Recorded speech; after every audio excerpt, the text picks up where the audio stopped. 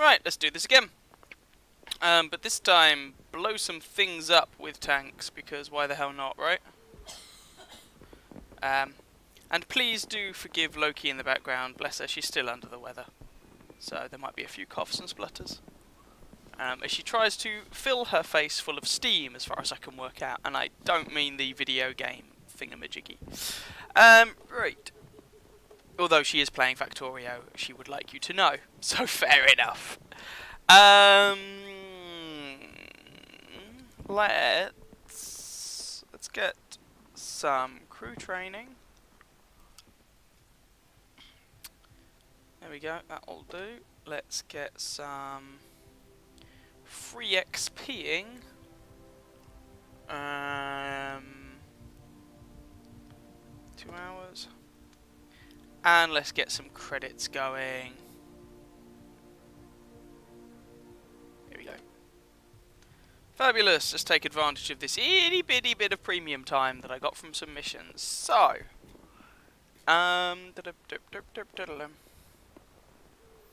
let's jump in at tier something. Ah, screw it. Let's just see if I can get a win in this thing at last.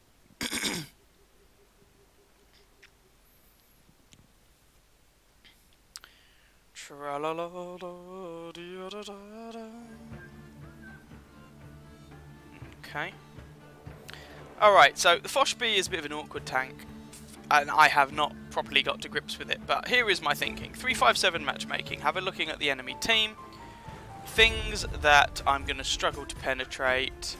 T110E3, possibly the 430U, situationally conquer Yak Tiger. The rest I should be okay with. So we're going to start with a clip of armor piercing. Now, which position to go to? Don't really want to go into that little nook there. I've not tried. Well, it might be worth a go. Nah, I think that'll benefit from a turret. I don't really want to go there without a turret. So instead, I am going to attempt to go over across Dem Islands. Now, what I've been trying to do with this tank is, hello Mr. Ridley by the way, trying to do with this thing is, so okay, what would you get with this thing? You get decent mobility, some frontal armour that on paper looks very good, but more on that in a moment, and you get 2.4k clip damage, all of which are quite tasty. What's the bad stuff? Oh, you get decent like accuracy and whatnot. Bad stuff. Penetration is pretty poor.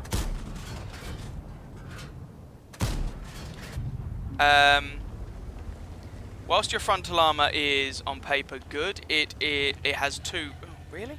It has two very, very chunky weak spots on it. That really can make life awkward. The gun really lacks for penetration.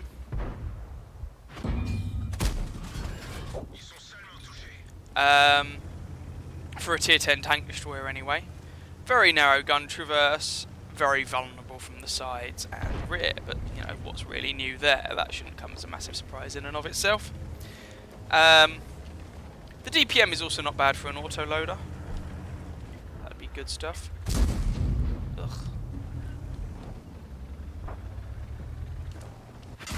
Yeah, I'm gonna get slapped. Not going to get artilleried. The artillery has fallen, which is nice.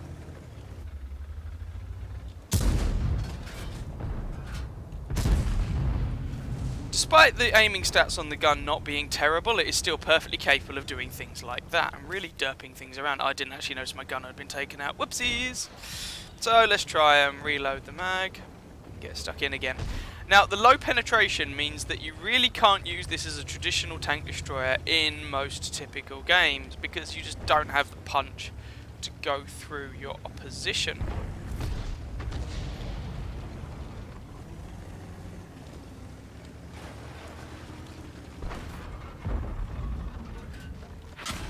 Oh, for pity's sake, that T-55A again!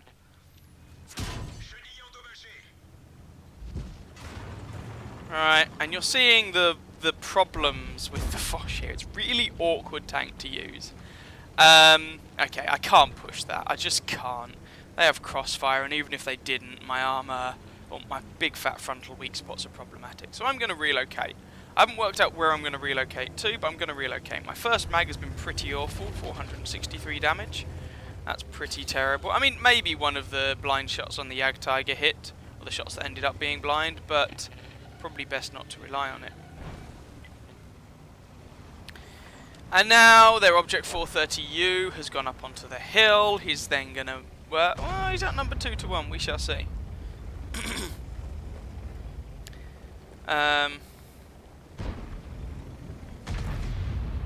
T100 has moved over toward the hill. And now the enemy team has actually taken the hill from the south spawn, which is... Let's go with frustrating.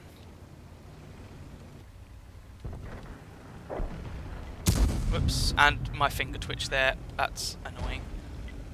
Yeah, I get ticks and twitches, go figure. Hopefully that was one into that T100. Either way, he has ended up dead, which is all for the better. So that just leaves an AMX and a Bat Chat over on this side. I reckon it's probably about there. It might be slightly further over, maybe there.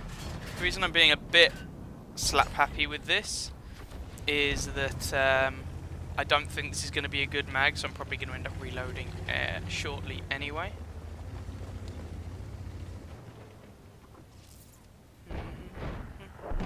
See, the scoreline was like 4-0 and now it's 6-7. Now I certainly haven't pulled my weight as a tier 10, but this is not a map you really like to see in this machine, I'll be honest. And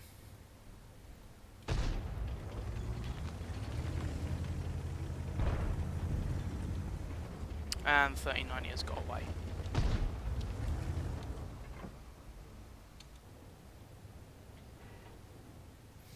No, I probably actually could go for a reload here. This is where someone pops up, of course. But, well, we're going to go for the reload. I'm spotted. There's no one on that flank, so it could be the Batchat 12T has spotted me. Could be the AMX 1390. Whilst I've got optics on this thing, doesn't mean the view range is all that. Could have killed him if I weren't reloading, then again the shot might have missed, so no guarantees.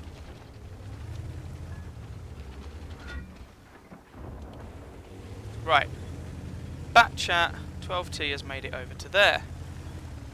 It'd be really nice to get rid of that guy so that he's not on the flank.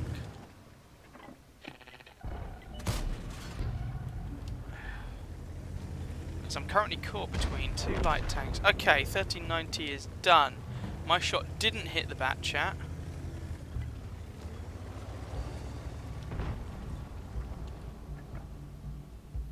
Now let's just be a little bit patient.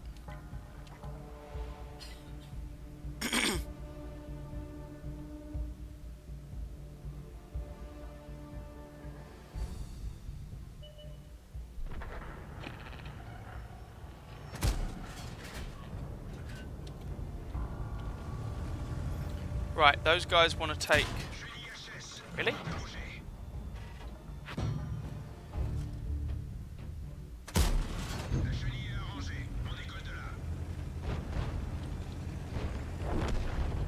Okay, they didn't need me up on the hill. Cool. Right. Now with any luck, at least one of those shots on the Batchat actually hit home. Though we'll see if they did or not.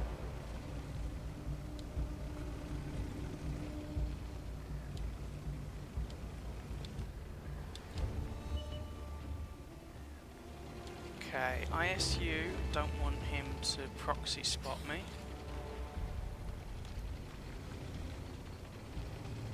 Where's that prot? That prot is still probably camping, if we're going to be honest. Now, this is where the ISU has actually put himself in quite a tasty position, because he is proxy spotting for that E3 and potentially a prototype. So I can't go up into those bushes to spot, which is irritating. However, screw it. Foch and prototype are pushing up around through the island, around the flank. prototype has been spotted.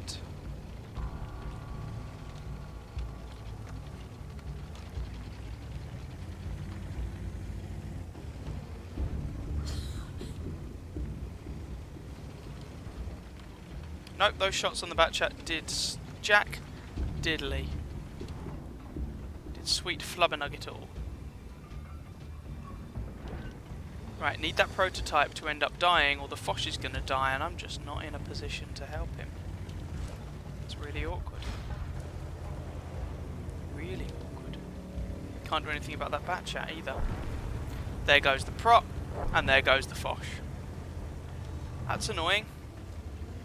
Guess I should have stayed out on the island, right? Okay, prop gets absolutely slammed and actually gets taken out by RT. That's something. Now, once again, we're in a really awkward position.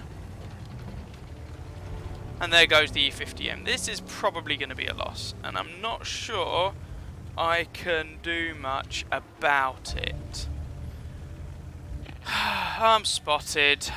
This is such a poor map for this tank. It's so awkward. This is not what you want. At every engagement I've been to, this game has just been isolated and horrible.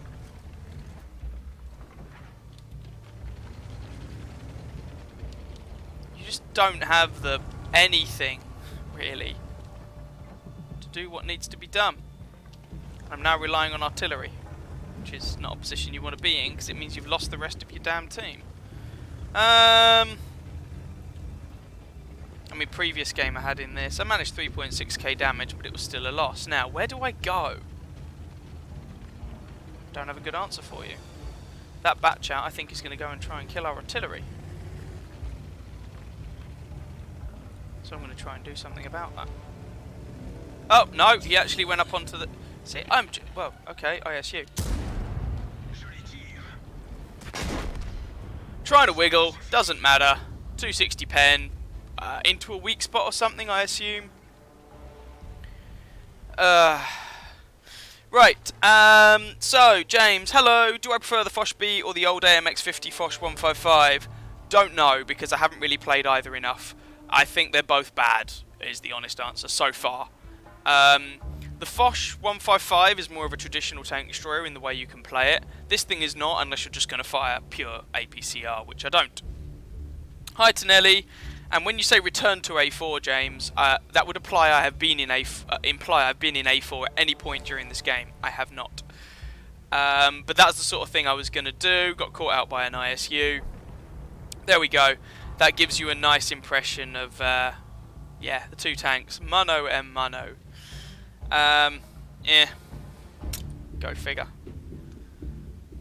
I remember when the Foch B came out, or was coming out, and everyone was going, oh my god, this is the next Waffenträger. It's really, really, really not. Like, really not. But anyway.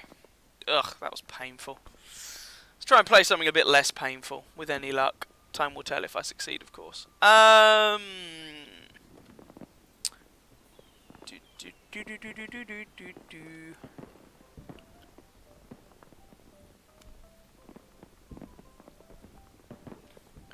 Oh, I know. I mean, that's going to be a loss, and it's going to be a painful loss. I've done, like, barely 1,000 damage in a tier 10, which is pathetic. Oh, 1,600 in the end. I did hit one of the shots on the Egg Tiger, I guess. So that was a pretty awful game. I had a pretty awful game, and I still came half on my team. I mean, well done to this bat chat. Played a good one. Nice one. ISU 152 just caught me out at the right time. Never mind. Let's try something else. Ugh. Oh, I don't really want to play a tank destroyer.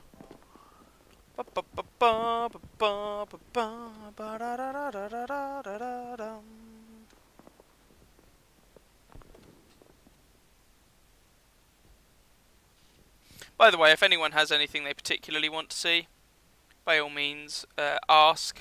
And I hope everyone had a lovely Christmas. Or a lovely Christmas day, perhaps I should say. Full of much enjoyment and whatnot. No, by the way, if anyone's interested, I do not recommend anyone to go down the French tank destroyer line. It is still a cacophony of pain. Probably the worst tank destroyer line in the game. It's only one of the worst tank lines in the game. Which is a shame. But never mind. C'est la vie. C'est la vie. Right, tier 6 match in the Panzer 38 NA. Ugh. Okay. We have a plan. Don't know how well it will work, but I have a plan. This might go hideously wrong, but I'm bottom tier, so I feel it's worth taking a bit of a risk. And seeing if we can get a suitable reward out of it.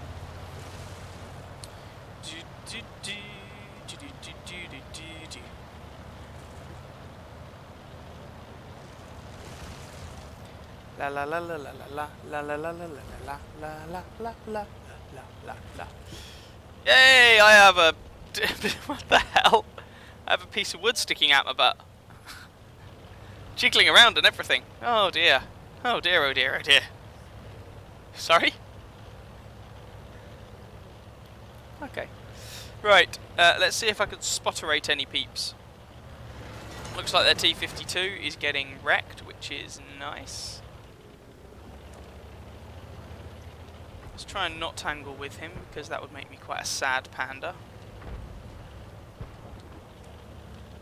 Except our Stuart has decided to tangle with him, which seems like a terrible idea if you ask me.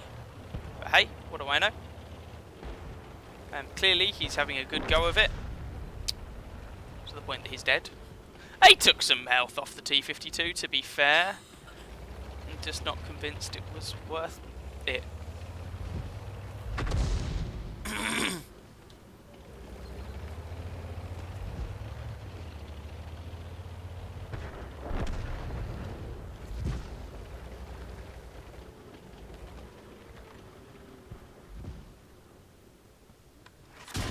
Oh.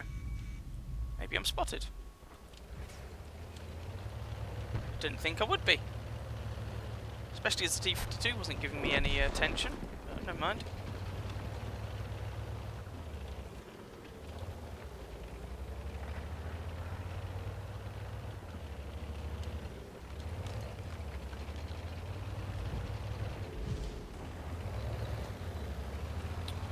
Alright. Someone else is doing the spotting? Sure, fine.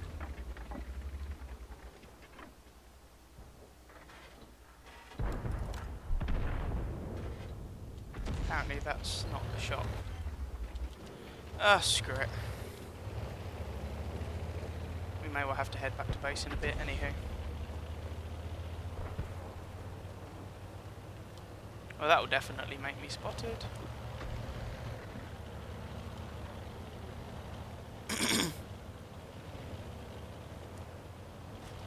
Kill these guys, then head back to base, I guess. Hopefully. Fingers crossed. Now, I don't know how much attention. Too much.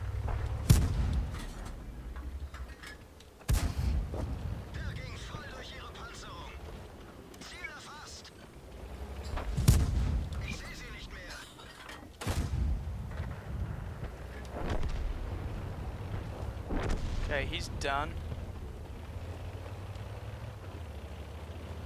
This might be drawing unwanted attention to myself, but I think we've got to do something, otherwise, well, we lose this. So we've got far too many people camping up on a ridgeline, not really achieving anything, which is a bit of an issue.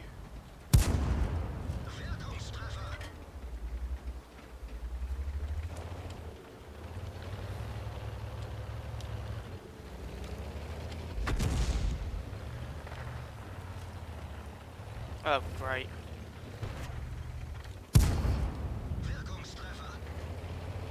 Yeah, I know I'm probably going to get a Panzer, but oh, it's the tier 5 Panzer. No, RKV got me. Never mind. I mean, nah,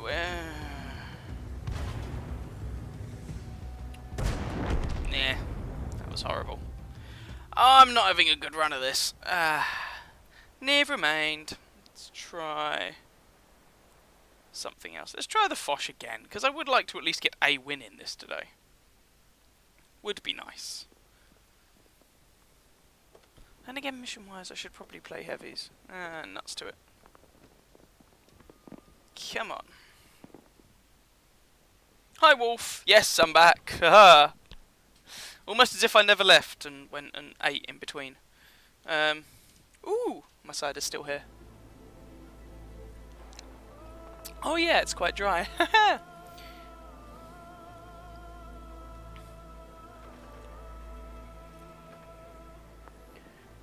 Yeah. Now this is not as favourable matchmaking as the last time, so we do need to be a little careful here.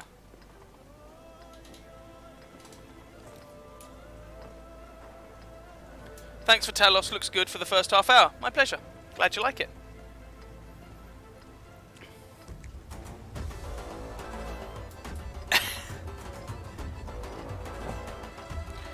Like I say, I find it a lot of fun. I am just very conscious that I'm not very good at that sort of game, and hence, you know, I call upon the powers of she who must not be named.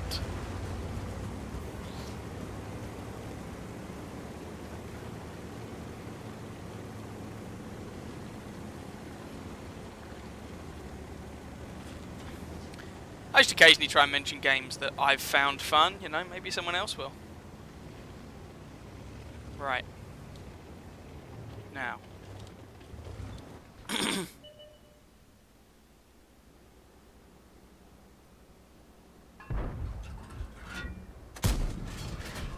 One into the T10. Okay.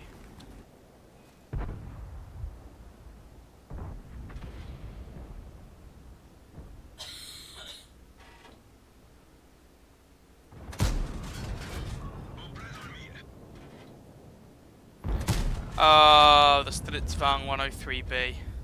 Kind of this thing's nemesis. I'm just going to fire a clip of HE at him. This is where it'd be so much nicer to be in the Foch 155 so that your gun could actually go through that bugger's armour. That'll be me spotted, and I'm just going to reload that mag. Pretty poor first mag. Very poor first mag. Which is a shame, but that's pretty much what you come to expect from this thing when you try and use it as a bit of a sniper. Now, where to go next is the question. If I go over toward our bat chat, then I've got an IS-7 to deal with who is going to be problematic. Not that I can't deal with him, but he's awkward. Could go down there. I don't think it's a massively important location, but... Or is there really a camping... No, okay. I really probably should have loaded the clip of HE. He is still there.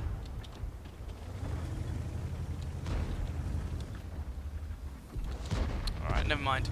Okay, so...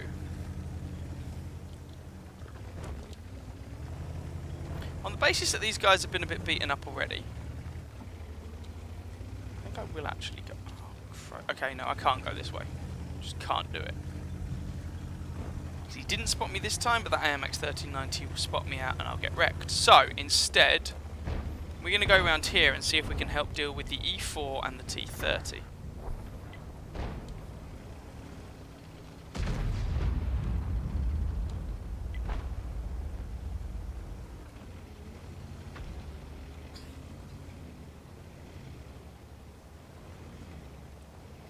Got a full clip to do it with. Fingers crossed we can get a decent magazine into these guys.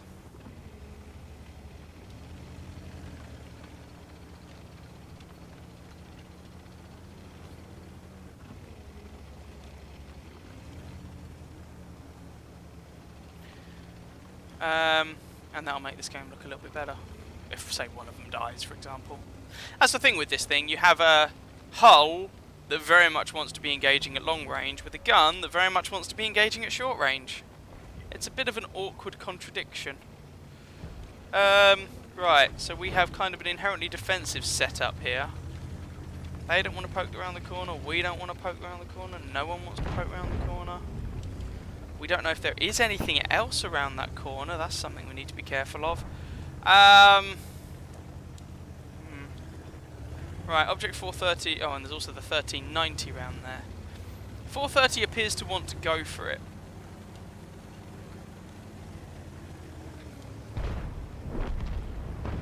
There's a Jagdtiger over there as well.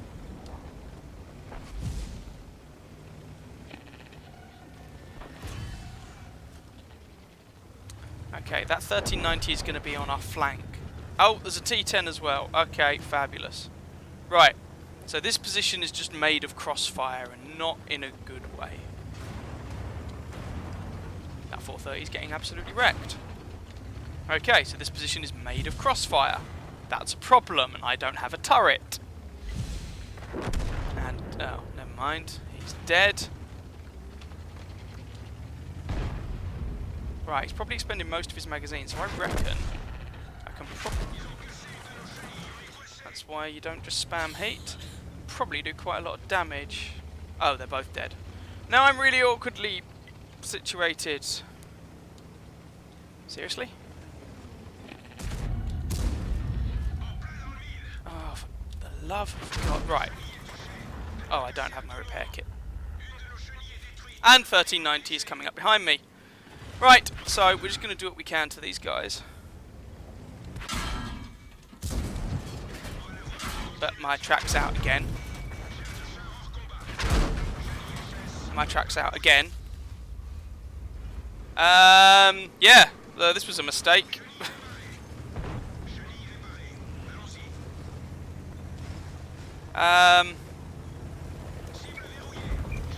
Yeah, he's just going to put one into my side. So, what should I have done in that situation? I didn't want to fight the IS-7 because he's an IS-7.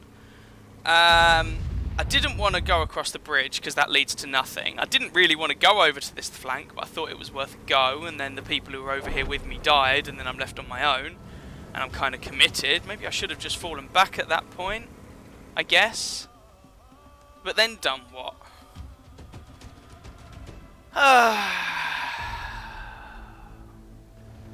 Again, this is a bad map for this tank. You do not in this tank want linear. Well, alright, let me try and get my words out. You want positions where you can take, ideally, long-range linear engagements with poorly armoured tanks. But I know that sounds a bit dumb. But there we go. The people I've spoken to about how to make the Foch B work, just spam gold. Which I'm not going to do. So, yeah. But then, in that situation, it wouldn't have helped. Sorry? No, and it's expensive, and you shouldn't have to if Wargaming actually balanced their game using all three of their brain cells. So, anyway. Let's try something that's not the Foch B. It's clearly not the day for the Foch B. I don't think it's ever the day for the Foch B, but never mind.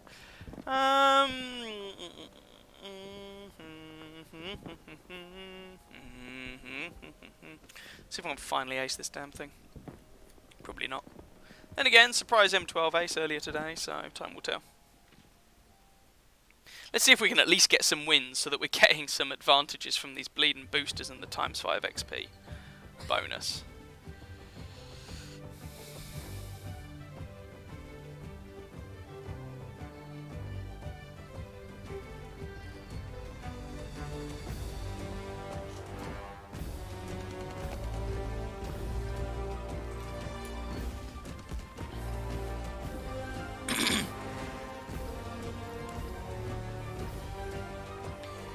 Right. You see, I'd really rather the Foch B didn't have an autoloader and it just had a very fast-firing 120mm guns. Then I could actually change ammo type.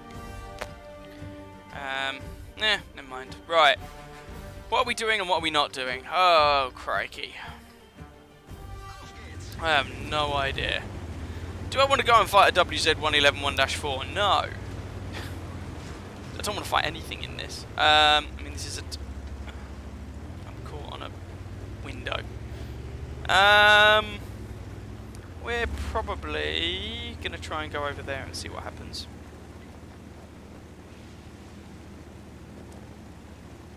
Going to try the one line. See how that pans out.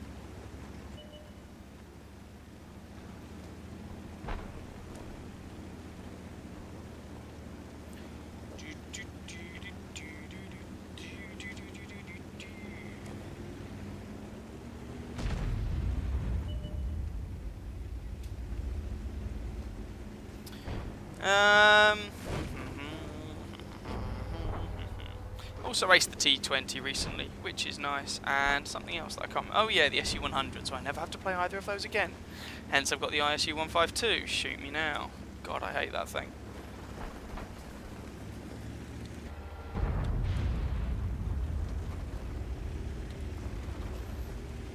Right. T34-2. We can deal with that. Okay, he has friends. That's slightly more problematic. We've got a T20. IS WZ120 1FT.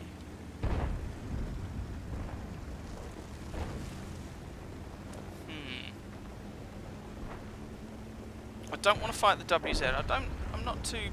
I don't mind trying to fight the IS. Well, except my gun is horrible to use. But let's keep him trapped there and hopefully he can just get worked over in a rather entertaining fashion. Oh, set on fire. Oh, he's finally used his repair cap. Meow. Don't want to get shot in the side, which may well happen if I push on that IS. So instead, oh, it's a T55A over. Oh, the T55A's relocated. Okay. Oh, well, the IS died, but the T20 got absolutely slapped for it.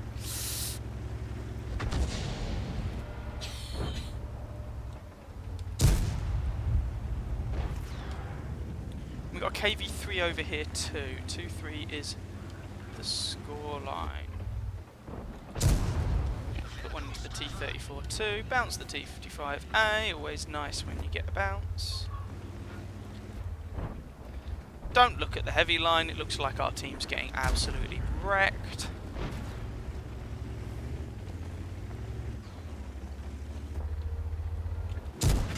Put one into the T55A, shot goes into my tracks, take one from the T34-2, but that's not the end of the world.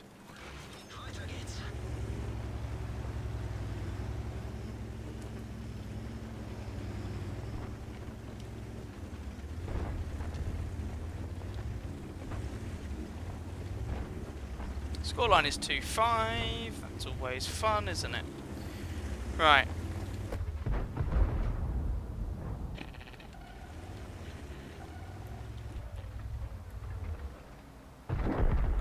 Oh, there goes the KV3.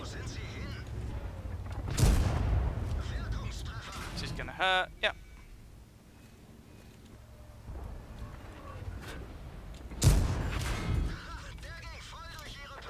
As did that. Okay, I can't actually pen his plate. Oh, well. Yay! This game's going well, isn't it? No, no, no.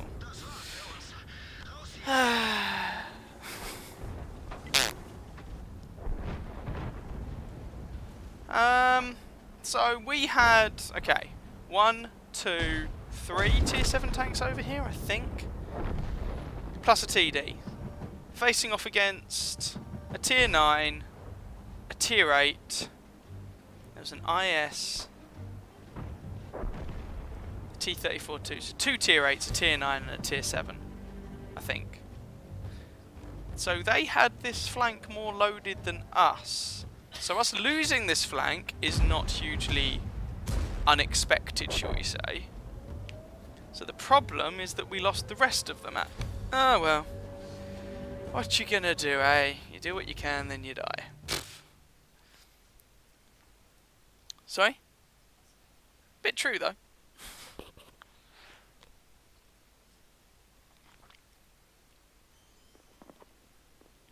That was a terrible Foch game. Just couldn't do anything. I mean, Mountain Pass, I'll be honest, is a map that I despise.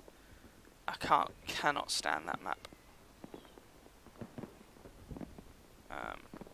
I just think it's a very, very poorly designed map. Well, it's one of the original corridor maps. I mean, yeah, go figure. Oh, come on. Are we ever going to be able to win anything? Just like ×5 for the first win. That's what I'm trying to take advantage of here.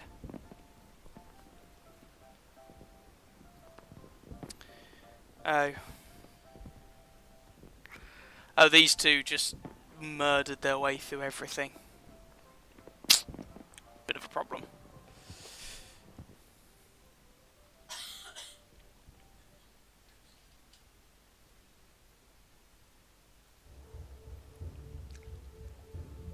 Spawner we got, that one, okay. Where are we gonna go? If I go into the town, I should actually be fairly competitive in the town. Okay, the 110, yeah, he's a bit of a boss when top tier. But, still pen him, as long as he's not hold down.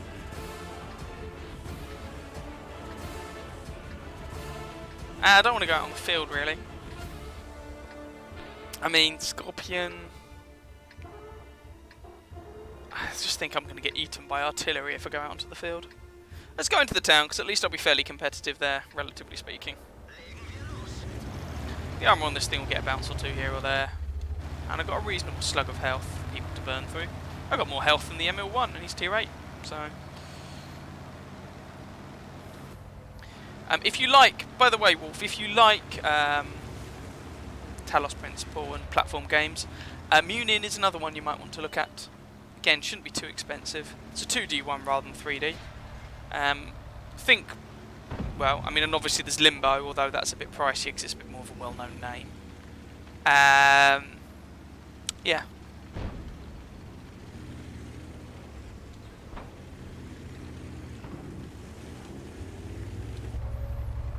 Alright, who have we got coming over here?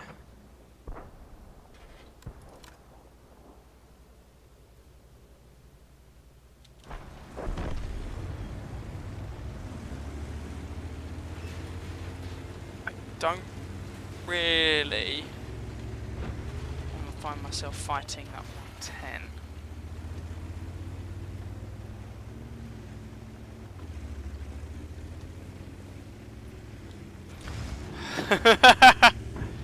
But he's looking the wrong way.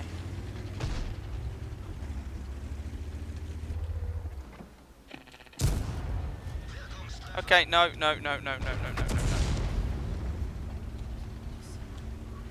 Right, I put a small one into the 110. Only rolled for 208, but never mind.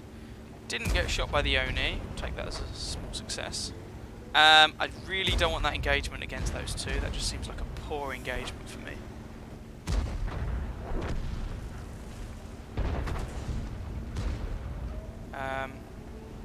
So I'm just going to go around here instead.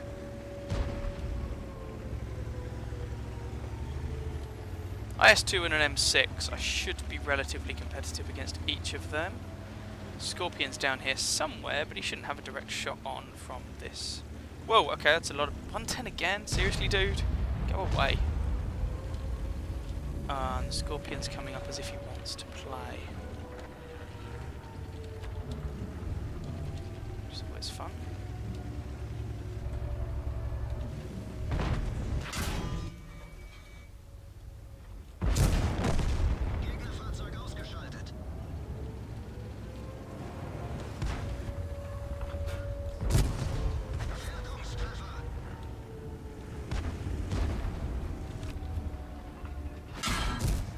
Oh, well that was just straight into me because of course it was.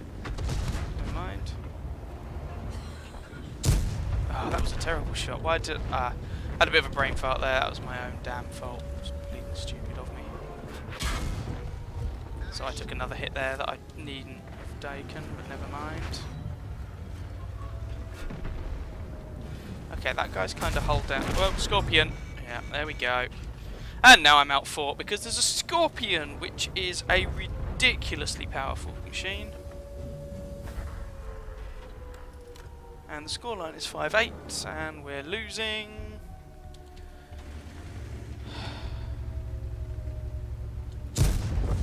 Oh, he's flubbed. Okay.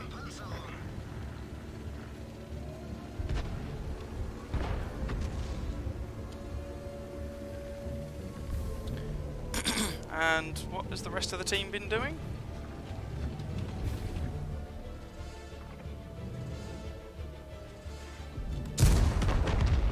Goodbye, Mr. Leo.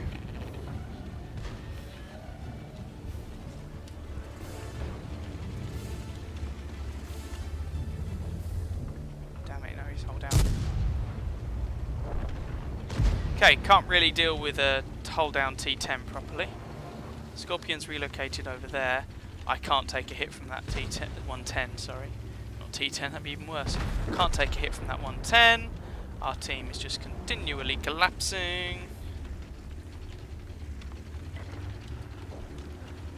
Right, well, okay, this is awkward. I'm probably going to die doing this, but I can't go the other way.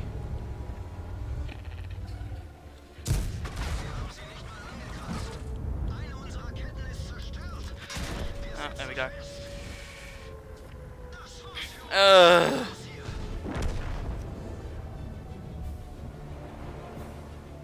Picked. Okay, cool. As long as you're set. Hi, Hound. Used all the female crew on my Panzer 3K. On your blimey. Yeah, that's an interest. That's okay. Fair enough. If that's what you want to do, go for it. But fair enough. Yeah, I wouldn't have been what I'd done, though I've not played the Panzer 3K. So, isn't the Panzer 3K a premium tank? Or am I making that up? Yeah, Scorpion's a hideous machine. I don't know what Wargaming were thinking when they introduced that. Oh, I know what they were thinking. They were thinking, ka-ching! Money, money, money, money, money! Right, Hound. Okay. You do not need a crew to be specifically trained to a premium tank. Let me show you, for example. Oh, let's just have a look at the travesty of that game.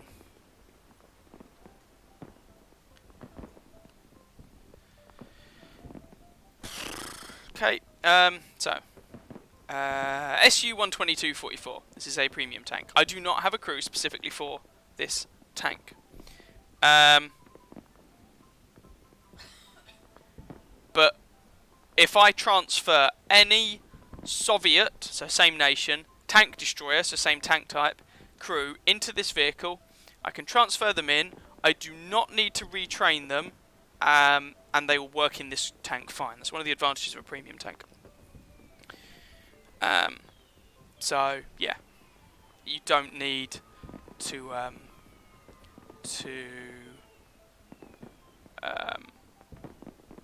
train a crew specifically for a premium tank. IS-3A is the true end of the game. Absolute trash. Well, okay. I think you have to remember, the Scorpion has been in the game for a year or two now. The game has been the victim of power creep since then, so the Scorpion will not be as overtly powerful as it used to be. But what Wargaming did was they introduced into the game a Borsig, but better, but charge money for it. It is on the EU servers the most played tank on the EU servers. And it's a premium. That's ridiculous, and it's very, very good. There's a number of people who jokingly say it's the best tier 8 medium tank. I mean, it's got the only thing it doesn't have is armor. It has everything else. It's really, really good.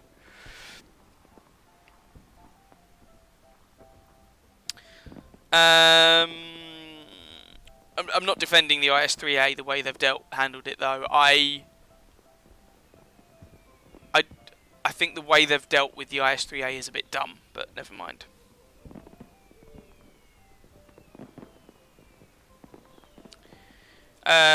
Use that crew for all the medium premiums you have. Okay, yeah. Yeah, Hound. So, for example, let's say you've got that crew that's in the Panzer 3K now. Let's say you got hold of, I don't know. Let's say you got hold of the, I'm just going to pick a higher tier one for the sake of argument, the E50. And you decided to retrain that crew for the E50. So they would work in the E50 fine, but they could still go round and do the tour among your German medium premium tanks with no penalty.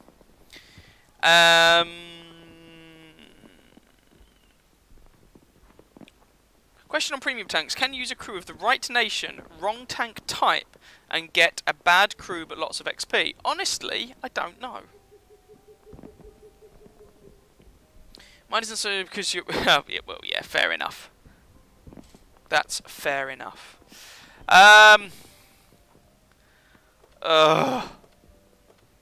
Right, I tell you what. No, I do not want to. Let's...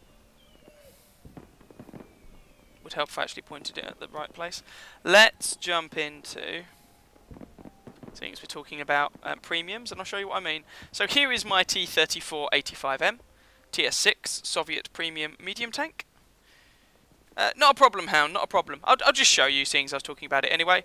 I'm just going to shove in it. So this is my Object 430. Well, this is a combination. You can see these four people are from the Object 430 version 2, Tier 9 Soviet medium tank.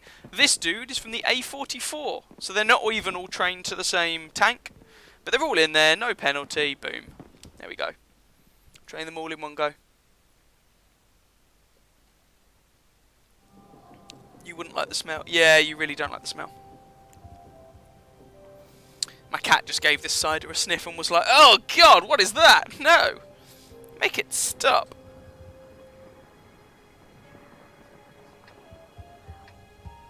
Yeah.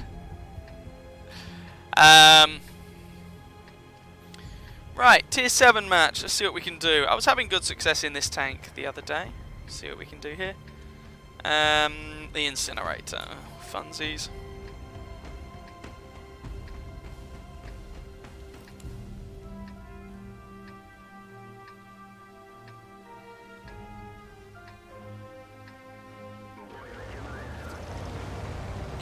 Hello, cat. Thank you for making it really difficult for me to use my mouse.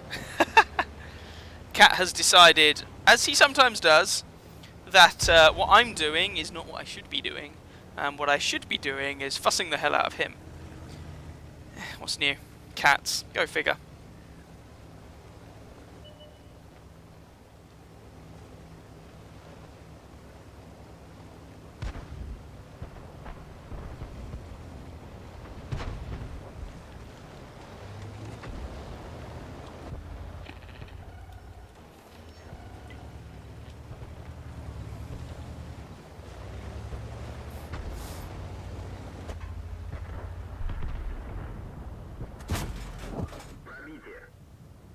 No, can't quite reload in time.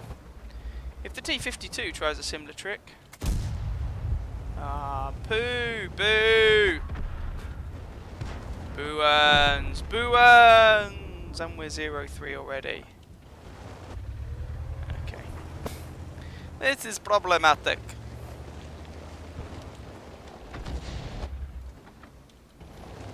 Okay, this is going to be awkward.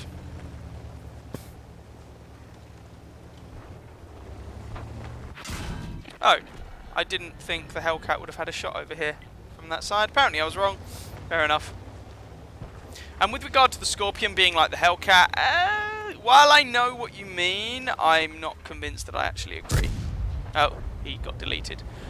So the Hellcat gets good gun depression, and decent mobility, and a reasonable gun for Tier 6, that's definitely true.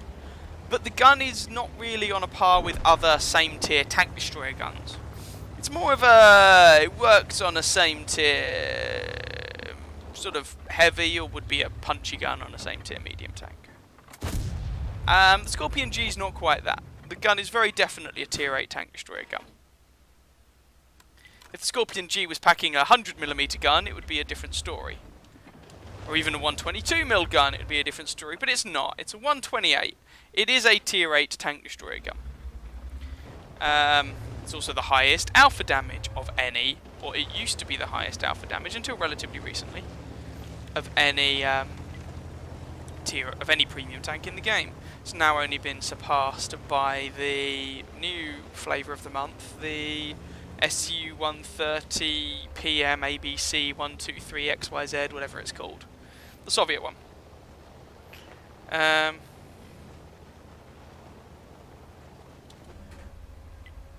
Placed by WoT?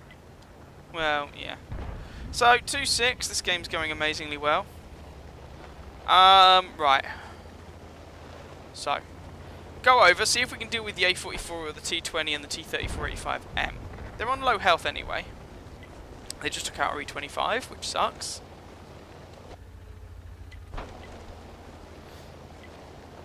If we can kill these guys, and they're on lowish health, so they can die relatively quickly, then we're right back in this, and I hope he didn't spot me.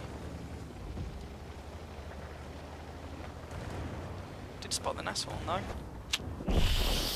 Yeah, sucks to be you, mate.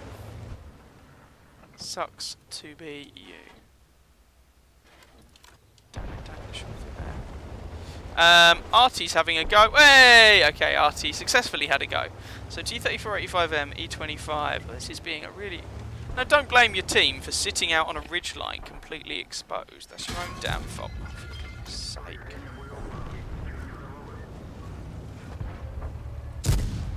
Really difficult to pick out where the damn... Seriously? That's my ammo rack gone again.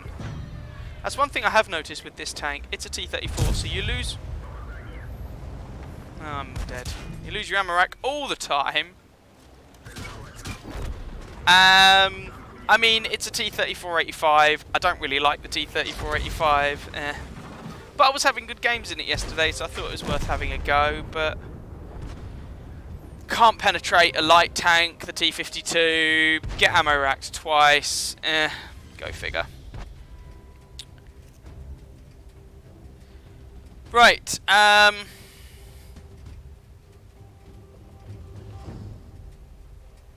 Hound, new special ammo. Now, I was actually going to put a video out about this, but I got ill. I am still going to. It's going to be other things that Wargaming have said they want to do in 2019. This is, in my opinion, what they should do with premium ammunition in the game, and I don't care what name you give it. It is what it is. 1, give it an in-game disadvantage, whether that's lower alpha damage or whatever. That applies to HESH rounds and the other premium ammo in the game, and HE for artillery as well. 2, make its cost in line with the other ammunition types. You know, for example, 135 here for an AP round, 175, 139 for a HE round. This needs to be no more than about 200 credits in this example for this to work. There we go. So there's that. And 3, reintroduce damn weak spots. Wargaming won't do that, but never mind.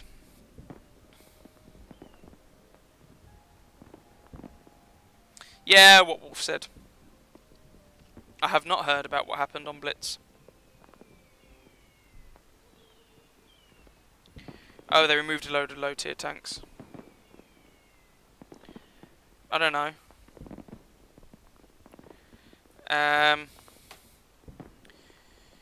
So the thing is, if you don't give premium ammunition an in-game disadvantage, then people just spam it. If you don't give it, if you don't give it about the same credit cost as the other types of ammunition, it's still pay to win. And if you don't reintroduce weak spots, then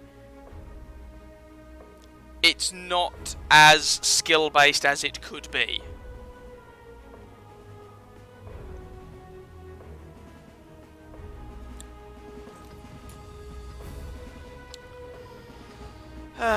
Right, here we go again. Tier 8 match, okay. I am small and insignificant. The frustrating thing about this tank is it's basically just better than the regular T-3485. I didn't buy this, by the way, I got it from a mission or something. Memory serves. Hound, I think... Right, the proposals that Wargaming have suggested, I think it will be an improvement over the current situation. But I think it could be more of an improvement if they did some other things as well. And Wargaming, again, if they want the company to do well, and I've said this before, if they want the company to do well long term, they need to be looking at the long term profitability of the game, which is not where their focus appears to have been, which from a business perspective would be fine if they had a product to replace it. Currently they do not have a product to replace it, so from a business perspective it is not fine. And of course he hits for 240 and still pens me. That much vaunted T-3485M armour, right? Really worth having. Anyway. Yeah, the incinerator mission. I'm not really paying it much attention. I'll just keep playing tanks and eventually it will get done. At least it's not the old incinerator mission. That thing's ridiculous. Oh god, I hate this gun. Oh, gun depression fail. This gun is an unreliable potato thrower.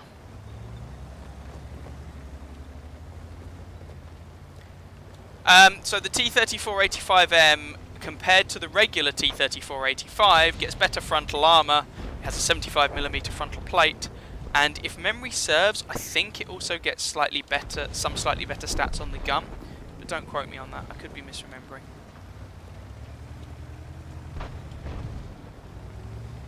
Right, is that bush tree still up? No, they've removed that tree, so you can't effectively spot from over there anymore. No one's challenging the south flank, so I'm left just dithering around here, trying to look for an opportunity to do some damage. Might just relocate, to be honest. It's difficult to do if no one's down south, because that progetto will just eat me. I'll check exactly the ways in which it's different in a moment. I'll be trouble-free.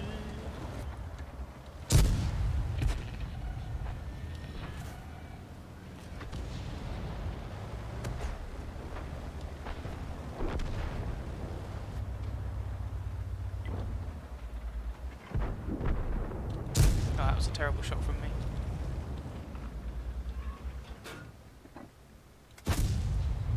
Well, that one just went into the ground.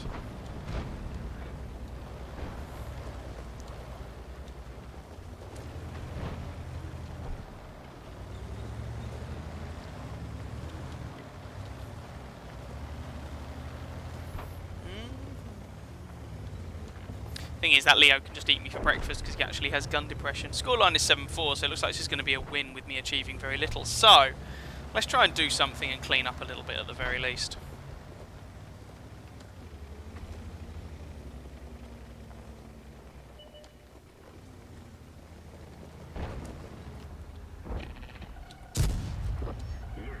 Low damage roll, but we'll take it.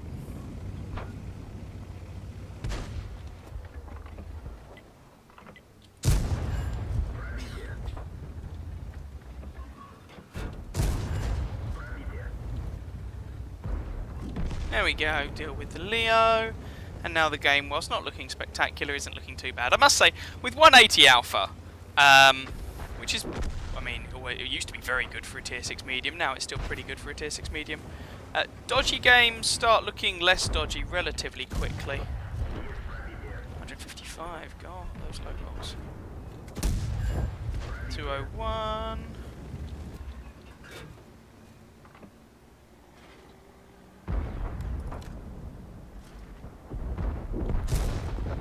Managed to make that shot work. Let's not get eaten by the spaghetti. Must be careful of the brutally painful spaghetti and how much it can wreck you. Someone can go and kill the artillery. Am I going to get any help with the spaghetti tank? Probably not. Progetto, gonna kill me. Probably should have just... the Prosecco is going to kill me. Yeah, that seems about right. Probably just should have just gone and eaten that artillery, but never mind. Because that guy can clip me.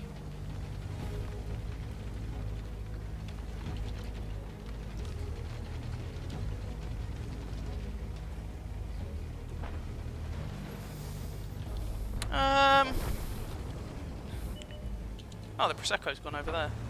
Come on, Prosecco. Come to Daddy.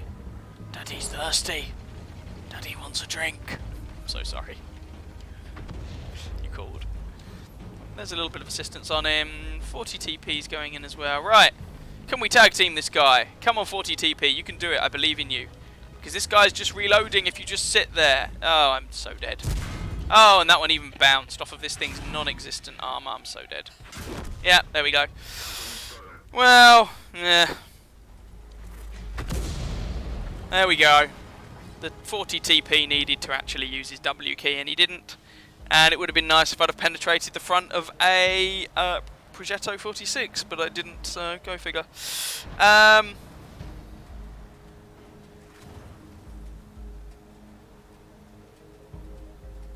Yeah, it would be nice to see the frontline game mode come back. I agree. I enjoyed that. Right, let's have a look at the differences. Now, bearing in mind this is not going to show the gun bloom stats because, or the ground resistances, because Wargame don't publish them in the game, because reasons. That annoys me. But anyway, let's not concentrate on how irritated I get. I get irritated by many things. Let's just compare the two, and right, so the T3485M is on the left, and we're just going to throw in T3485, the regular one on the right, and we'll put just like the same crew in each. Configure, so no, not current crew, just a 100% crew with no skills. Let's just, we'll keep the equipment, that's fine. No, let's get rid of the equipment just for the sake of simplicity. Okay. And again, configure this, 100% crew, no crew skills, no equipment. Okay. So, let's have a look. No, okay, yeah, we need to, right, configure this. No, we need to, where's the little thingy? Select top configuration, there we go. Right, here we go. So, the T3485M gets the same gun, but with a better rate of fire. It's a good start. And actually quite significantly better. Your gun elevation angles are fractionally better. Alright. Your aiming time is slightly better. Your frontal armor is better. Ooh. Ooh, thank you. Disarno. Your frontal armor is better, 75mm compared to 45. Your side armor's the same. Your rear armour is 5mm thicker, your turret's the same. So far, it's all coming up roses for the T3485.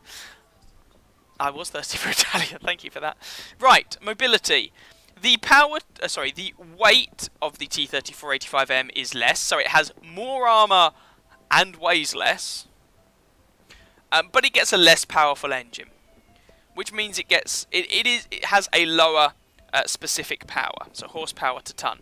Now, I'm just going to double check, because if memory serves, sorry, you won't actually see this, but if memory serves, I think the ground resistance values are actually better on the T3485M. But I'm just going to double check, because I don't want to tell you something that's incorrect. I don't like saying things that are wrong.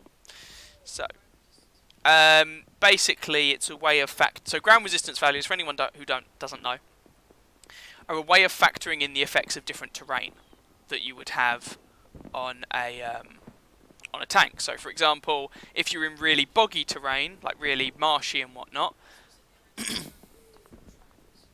well, so the idea is that really boggy terrain, like if it's been raining and there's lots of mud, that sort of terrain should make your tank go slower than if it were nice and dry and you were on a road.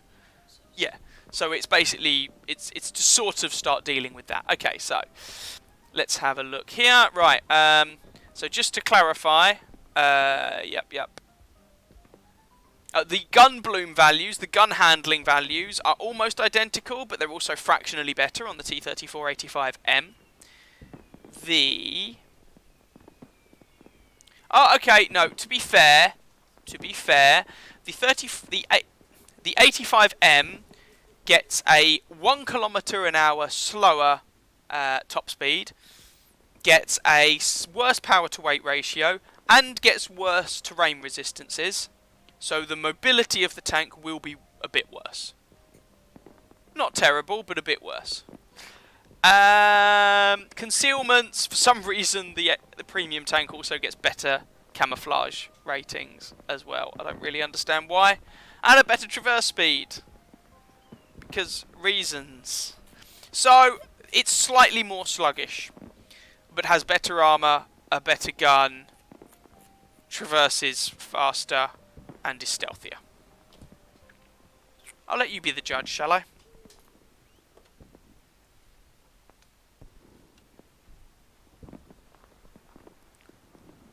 See you, Hound. Have fun at work.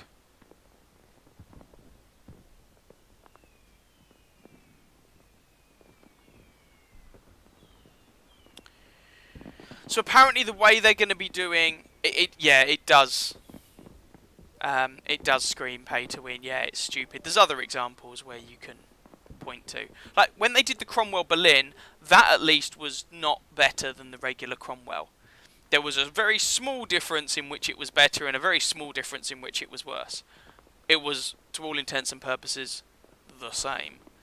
But yeah, the 85M, it used to be. They introduced it. It wasn't better. Then they buffed it. Go figure.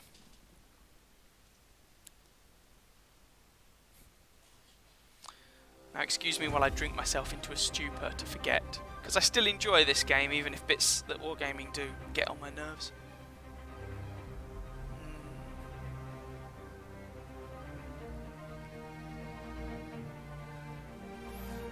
Now, with hindsight, I would actually argue they shouldn't introduce premium tanks that are even as good as regular tech tree tanks. Because the key difference is wargaming don't nerf premiums. They will nerf or buff regular tech tree tanks as appropriate, but they won't do it to premiums. They'll buff them, but they won't nerf them. Now, let's not get into whether I think they should or not. The fact that they won't means that they should introduce them worse than regular tech tree tanks. Otherwise, it creates imbalance, as you are seeing.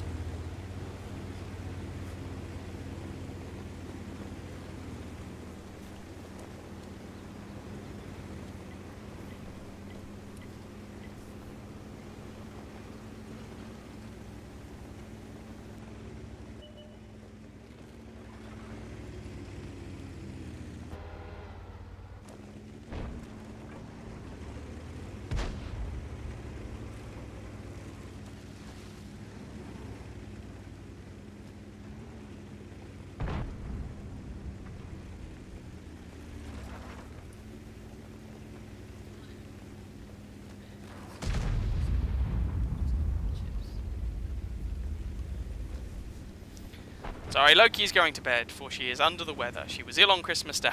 Yay! Just what everyone wants, and I have a load of team going down the Valley of Death. Hurrah!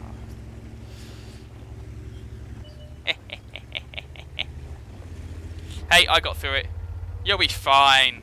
Man up and deal with it.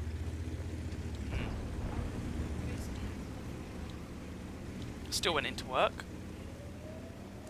Nanicky nana.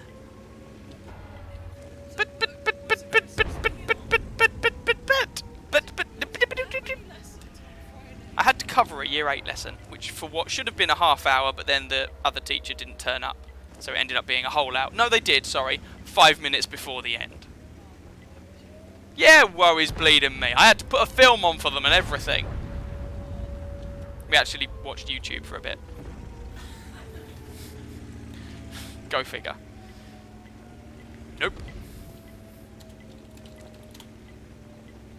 Oh, now they go over. I was on my own, guys. You...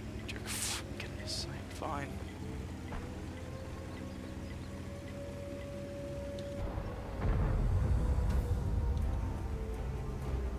Sorry if I haven't checked chat in a moment. I will do shortly.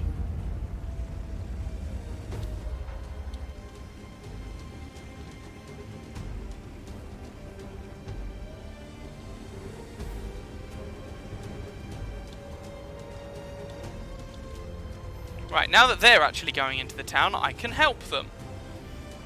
Rather than them dithering around.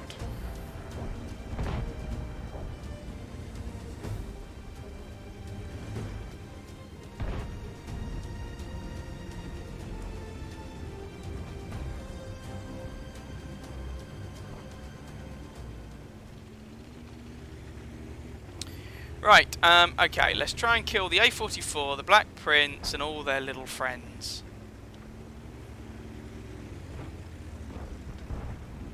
And everything will be right and dandy with the world.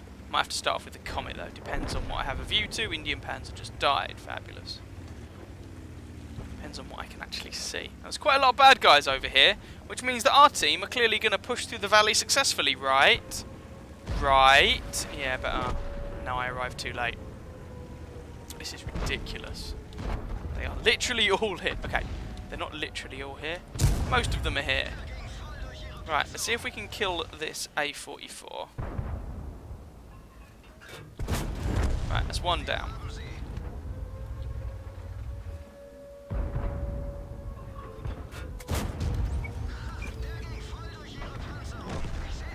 Fabulous, absolutely fabulous.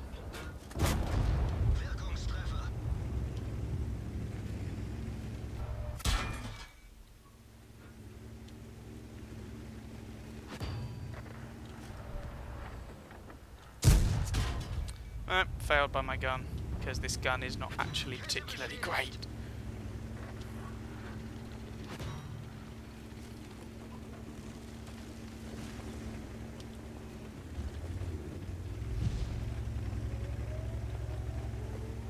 Oh, he's firing gold as well. Not that he needs to. That is kind of a waste doing so. Never mind. Put one into the AMX. There's the artillery. And apparently, there we go. Of course they won't. Fluffing fluffers don't want you to go to bed. They want to spend time with you. No, no.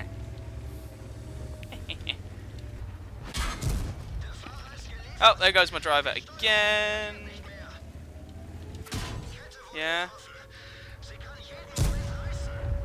Yeah. There's me artillery again. There goes my... Nope, still only my... Oh, there's more artillery. This is going well, isn't it? Oh, that bounced. There we go.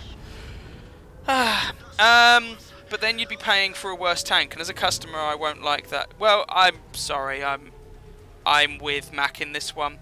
That's so. For anyone who doesn't know, it was kind of an unwritten, I'm not going to say a rule, but it seemed to be the case that whenever Wargaming released a premium tank, it would be better than a stock tank, but not as good as a fully upgraded one. So the Lerva was better than a stock Tiger 2, but not as good as a fully upgraded Tiger 2, for example. Now what that achieved, what I've noticed with the benefit of hindsight, what that achieved is it kept the premium tanks balanced. Let's not get into the reasons, but Wargaming are reluctant to nerf premium tanks. Now, if you are not willing to nerf something, if necessary, that creates imbalance. So the only way to, or the only way I can see to avoid that, therefore, is to initially release what is effectively an inferior product. Now, if you are buying a premium tank, what you should be buying, because that's their special thing, what you should be buying is a tank that gives you enhanced credit making and a crew trainer. That's what you're buying. But, because otherwise you get these stupid situations where the most powerful tanks in the game are premiums, therefore the game is pay to win, therefore people buy them, and the place is flooded with Scorpion Gs and Defenders, etc.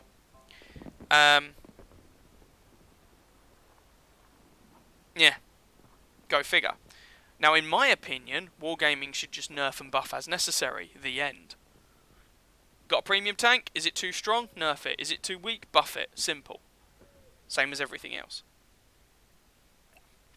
In my opinion, that is one of the most logically consistent stances to take. But go figure.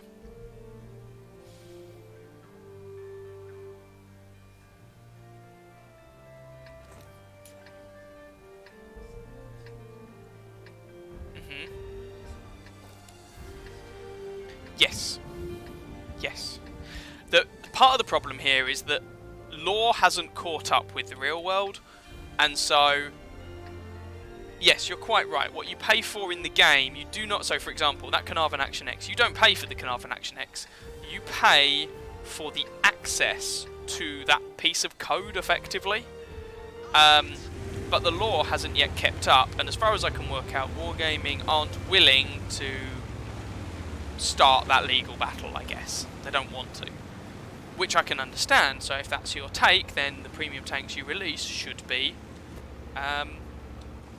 future-proof, and by future-proof, that means that they can't be overpowered, and the only way to pretty much guarantee they're not going to be overpowered is to bring them out actively worse than a fully upgraded standard tech tree tank of a comparable that is comparable.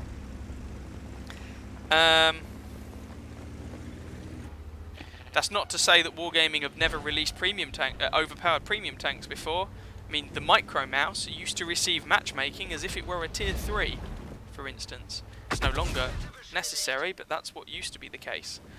The E25, the E25 is one of those weird cases where it is so heavily dependent on the map and the caliber of the player behind the wheel. A bad E25 player will die very quickly. It does not have the idiot-proof armor of some other tanks. A good E25 player is terrifying. I'm not amazing in E25 player. I'm competent, but I'm not amazing.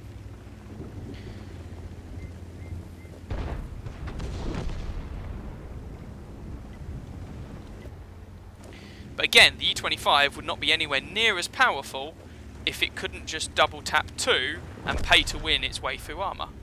Then its penetration would actually be a significant go away, an actual significant hindrance. I'm just putting it out there. Combine that with its not actually very big ammunition capacity, for instance. Alright, see if we can extend some vision down there.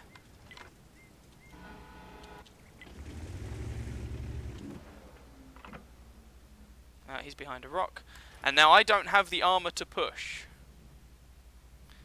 The Carnarvon has lost too much health.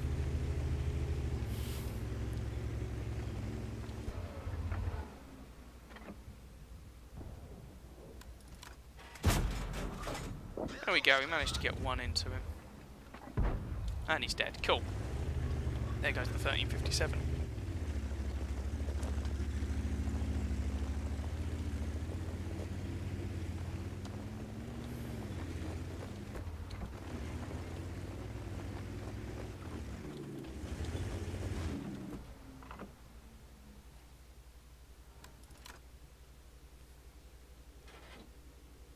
Trying to extend some vision. That guy's getting wrecked. Okay, I might be able to nail some campers, otherwise I'm going to move forward, come down from here and try and support someone a bit closer.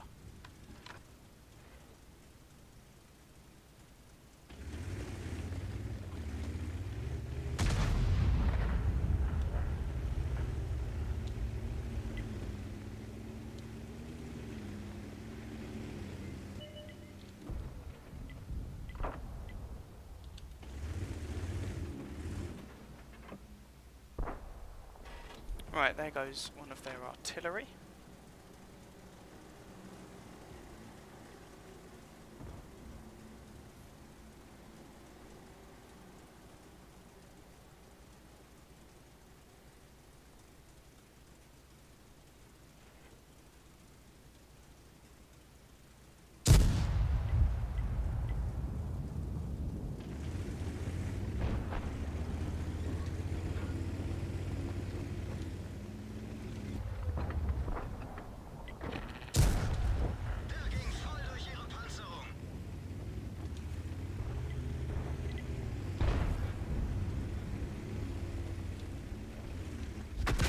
And there's the artillery.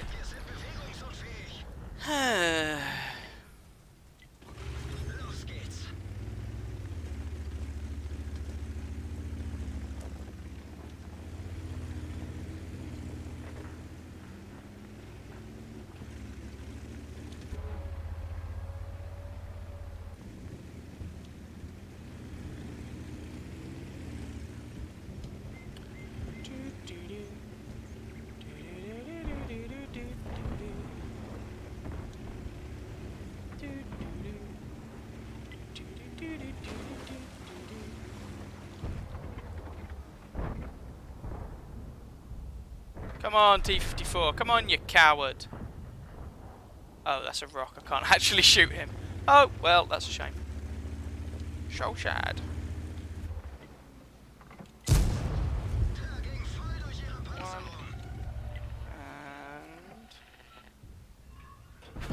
And 2. Cool. That takes care of the T-54, and he even bounced on me. Fabulous.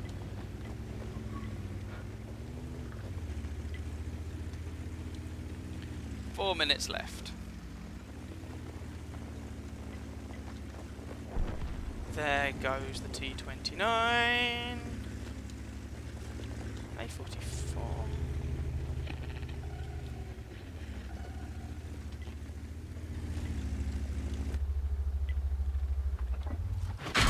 Oh, no.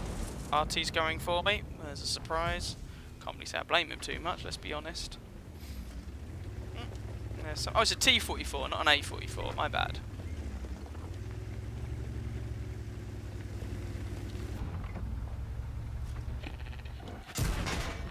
Oh. I just got deleted by 3. Where's the third? The SU 1:30 PM. Not sure.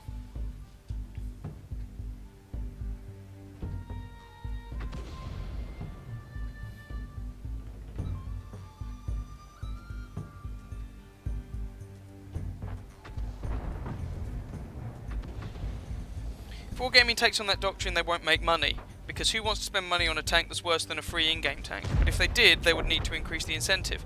Well, okay, so again, I'm speaking as someone who's played this game for a while. That is exactly how premium tanks were, and they sold. Like, people spent €50 on a Lerva or a T-34, or an IS-6. They did that. They didn't spend €50 on a TOG. The truly dedicated would have been willing to. Sorry, Loki was talking about the TOG. Sorry? So I think this is one of those where if you look at it from the perspective of someone who's been in the game a long time, you see that that's how things were. And as far as I'm aware, the game was profitable. So...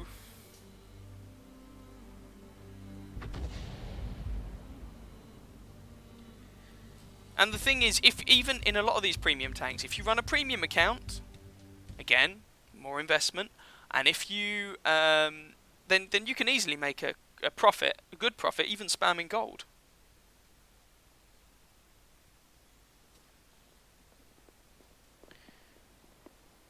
Yeah, I kind of agree with Wolf there.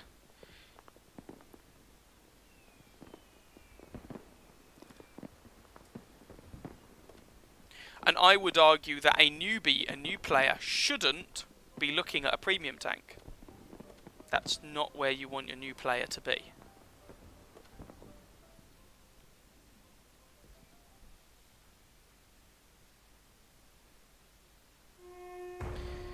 True on that point, but when you have power creep, change meta, etc., wargaming should just stop. Okay, so here is what I actually think should happen. The reason why I described what I wanted previously was because that was on the assumption that wargaming would not nerf premiums. This is what I actually think should be the case. Wargaming should balance every single tank from tier 1 to tier 10. The end. Period. If it is too good, it gets nerfed. If it is too poor, it gets buffed. Now, the more maps they introduce, the more the meta evolves and things. Different tanks will become more powerful or less powerful, and should be buffed and nerfed accordingly. Regardless of whether they are regular tanks, regardless of whether they are premium tanks, I do not care what name you give them, they should be balanced. The end. That is my opinion. On the assumption, as they have demonstrated many times, that Wargaming are unwilling to nerf premium tanks if necessary, then premium tanks should not be released in a state where it is foreseeable and or likely that they could require a nerf, which means they need to be released underpowered. Again, that doesn't seem like a particular... That to me, I don't know about anyone else, but that seems like a fairly logical inference. Now, with regard to Wargaming making money, there are plenty of ways of monetizing this game.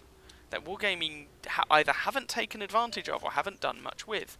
I am amazed not more is done with skins, decals, like the aesthetics. You know, you take Dota, League of Legends, loads is done with the aesthetics on those games to make money. I'm amazed it's not the case more in WoT. I never understood that. Oh, I'm spotter rated, fabulous.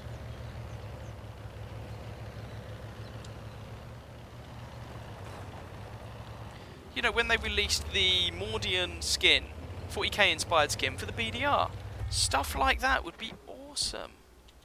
More of that, please.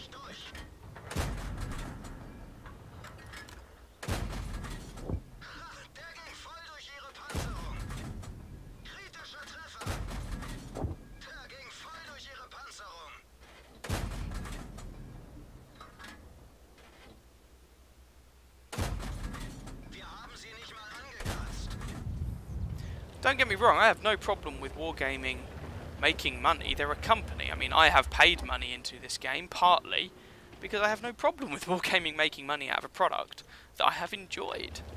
That looks wants to wreck me. But I do not think that should be at the expense of game balance. I think game balance and how fun the game is, these needs to be paramount, in my opinion. Oh, he's got that gun, has he? Oh, goodness sake.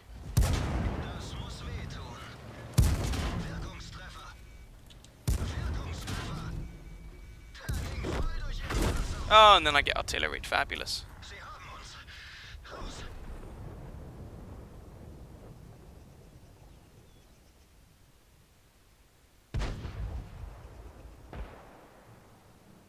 Compared to experience, I know as things are and how tanks should be introduced. New player. No, you're right. You can't prevent newer players from buying premium tanks, and that's fine. If they want to buy a premium tank, I don't have an issue with that. I don't think they should. Whether they do or not is entirely up to them. And I don't see how that's relevant in any way.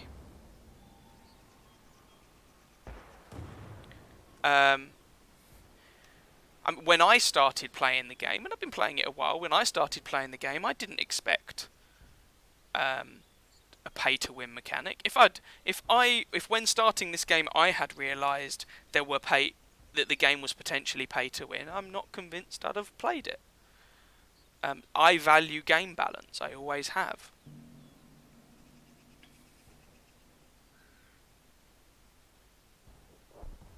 I mean, there's always been imbalance in the game, don't get me wrong. I'm not trying to say the old days were the heyday. I remember the old KV-1S.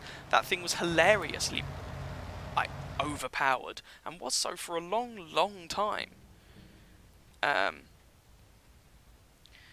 Now, if someone looks at a €50 tank and goes, there's no way as a new player I'm spending €50 on that game, fine. I did not spend a penny on this game for about the first 4 years of playing it. Not a single penny.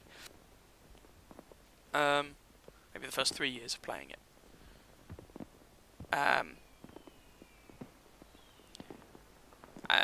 But none of the tanks in the game should be propping up a player's inexperience. You're inexperienced, that's fine. World of Tanks has a relatively steep learning curve.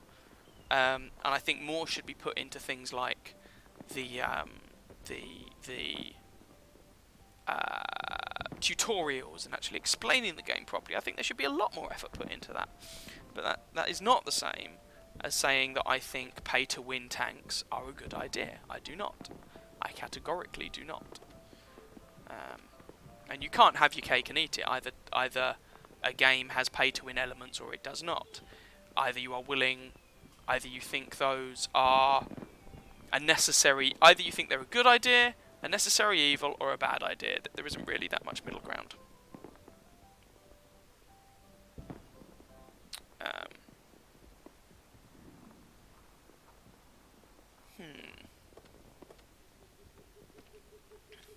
Oh, we got on a win in the Tiger P in the end.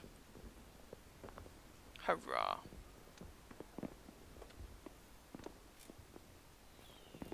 As I say, in an ideal world, I think wargaming should just be prepared to buff and nerf every machine as appropriate.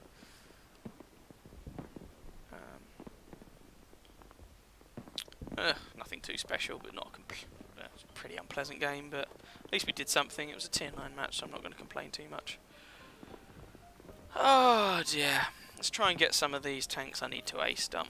Where are we? Where's the backtrack gone? There it is. Pew!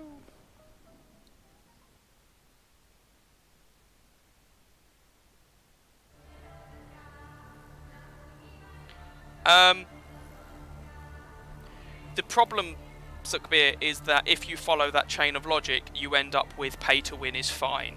Now, I do not think pay to win is fine, and therefore, by extension, I do not think that a newbie considering, if a newbie does consider an overpowered tank good value for money, without trying to sound nasty, I don't care. If that's what they think, tough. Pay to win is not fine. Period, in my opinion, and everything that is implied from that. Go away! Stupid frigging notifications that I don't want. Right. Whee!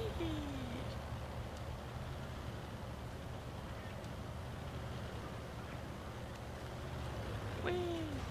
I mean, again, this is a vaguely competitive, as in PvP, multiplayer game. I think skill should be important. Otherwise, kind of, what's the point? That does not mean that I am a unicorn or anything. I'm certainly not.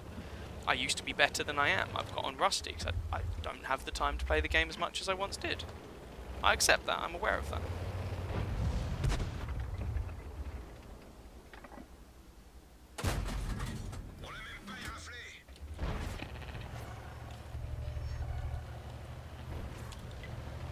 Okay, wasn't expecting to get spotted for that, but never mind. We'll run with it. I might get spotted from the side or something.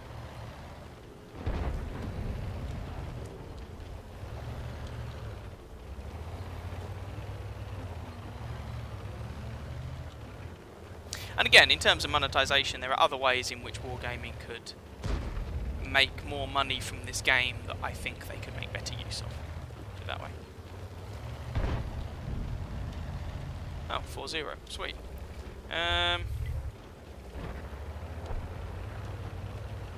Nope, do not want to fight. Oh, okay. That's how we're doing this, is it?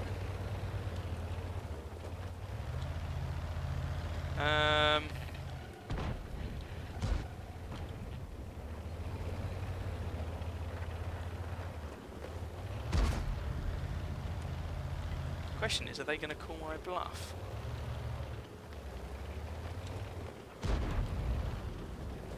There's no artillery. You know what, actually? Don't like this at all.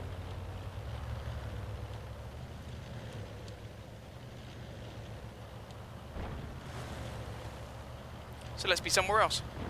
I'm in a light tank, no need to just stand my ground and fight. No need whatsoever. I'm outgunned over there, outnumbered, outmanned, so screw it. Let's be somewhere else.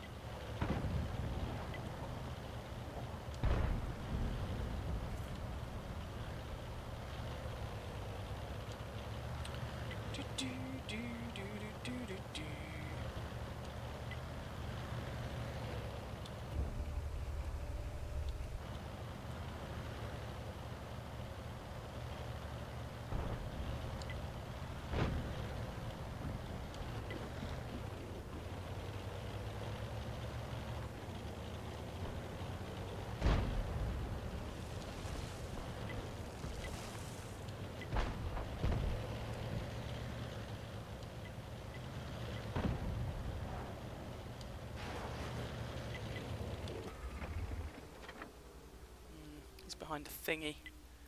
Glad I got out of there because it looks like the object and pattern have pushed ahead. Quite like them not to push into me.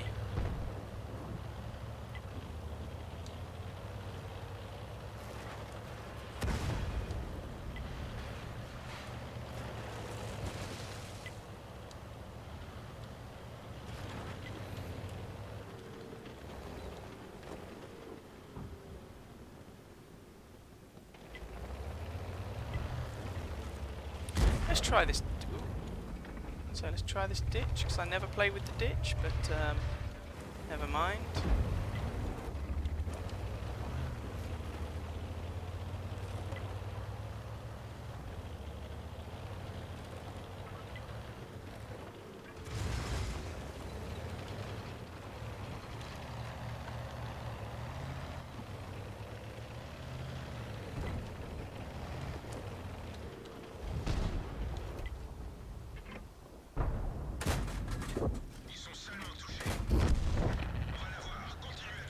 Let's not push my luck.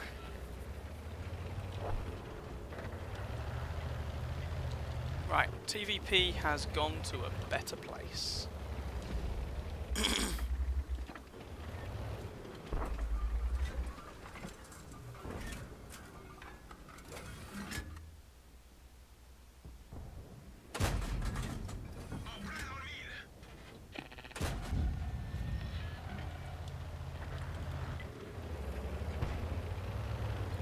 Let's not get shot by him in return.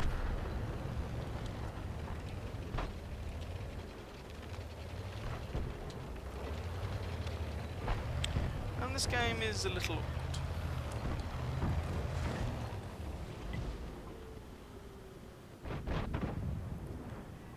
Now.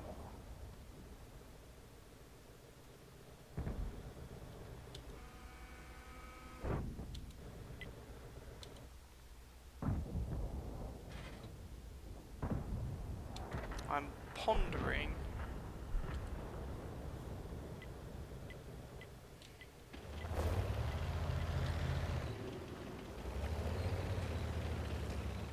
thing is, this position doesn't really work for stuff like that.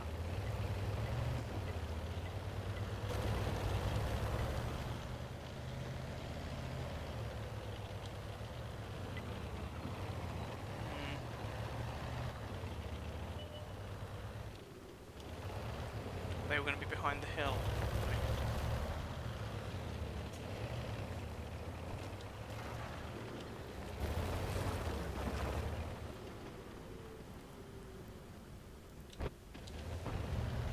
I really want to go around there, but I think I'm going to get wrecked if I do.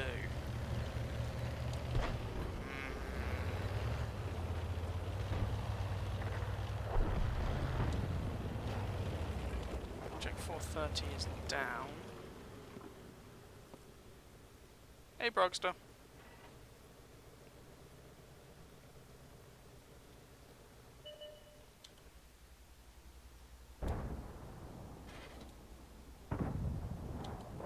Emil 2 is down.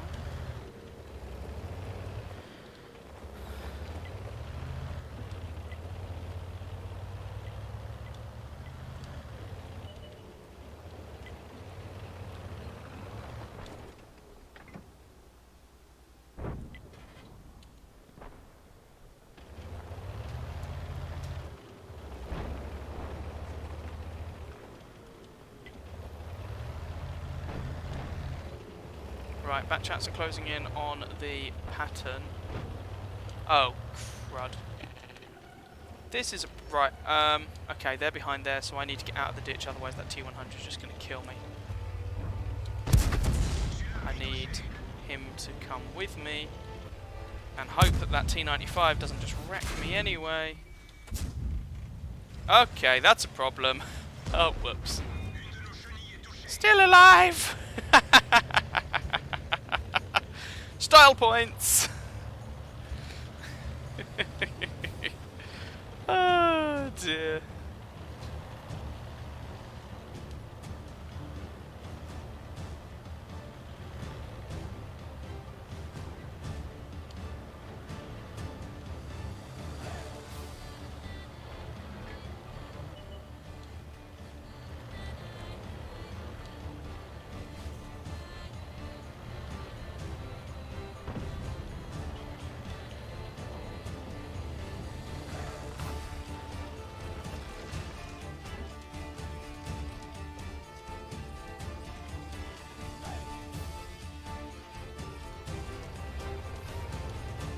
Oh, let's just get stuck in.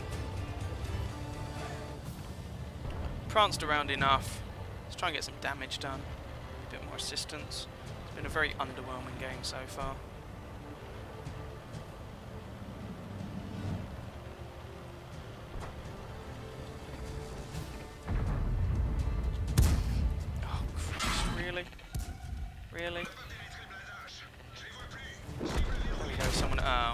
mind. Never mind!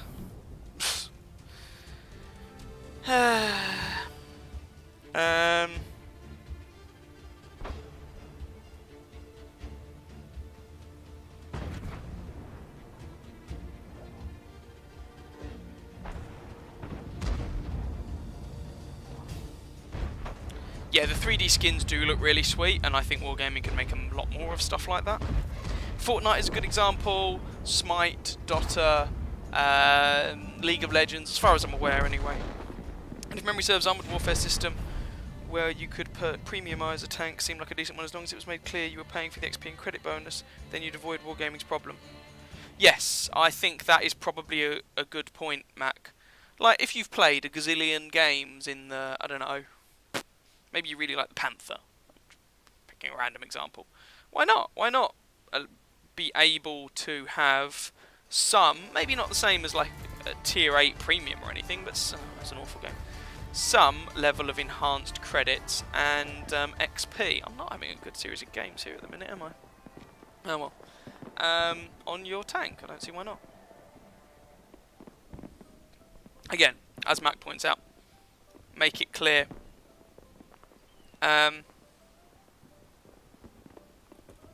that you're paying for the credits and the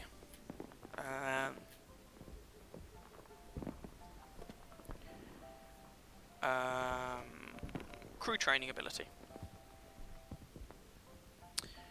Ugh. Someone mentioned some 87 badness, didn't they? Ugh. Let's go for some pain and torture. I think Clark's Kellerman made a point about the primary customer. Well, the Chinese server is different. It's run by a separate company. So they're not really a fair comparison. As for the Russian and pay-to-win and all that jazz, possibly.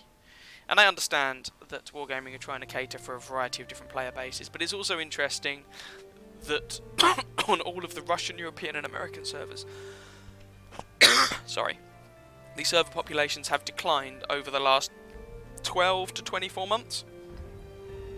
Now, I'm not for one moment suggesting, oh my god, the game's dying, but the server populations have declined over that period of time fairly consistently. Now, the Russian server has been less affected in terms of percentage of player drop, but still affected. Go figure. Don't get me wrong, I understand this is a free-to-play game. I understand that someone who plays completely for free, their playing of the game is being supported by someone who pays. I have no problem with that. I just question the ways in which you pay and what it should or should not get you. That's all. Oh god, the 87 on this map in a tier 9 match. Oh, Christ. Right. Okay, you know what? Why am I going Mount here? I can't snipe with this thing, not in this matchmaking. So we're going to push with it instead. Anyone got a deck of cards? Funny story? Anything like that?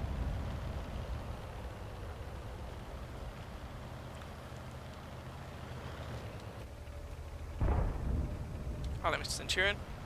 Get back in the fighting. Don't force me to act like a commissar.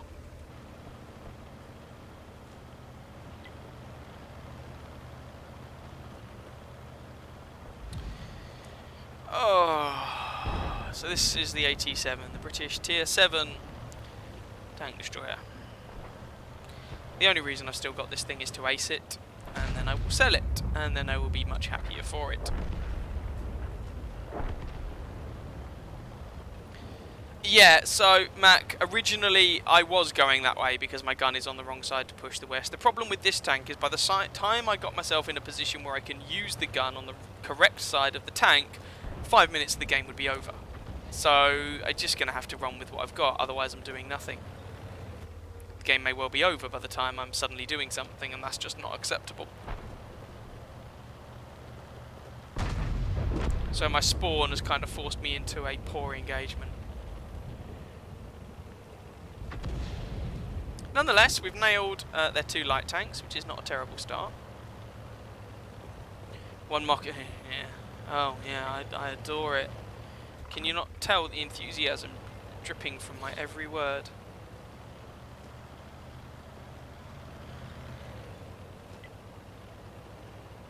I enjoy this tank line so much that when I was grinding through the AT-15, there's even a little symbol, a little emote to use on Discord with an AT-15 to denote the general feeling of displeasure and terribleness that comes with that tank. Then of course they buffed it. This was before it got buffed, bear in mind. But even so, oh, 2-3, okay. No, the other flank's fallen. I wouldn't even have made it in time to do anything. 87 is love, 87 is life. Oh, Christ. It's something, alright. I'm not sure it's love or life, though. Right. Centurion is dead. Excellent.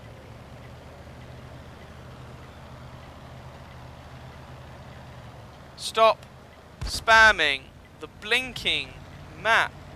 Shut up. Nobody cares.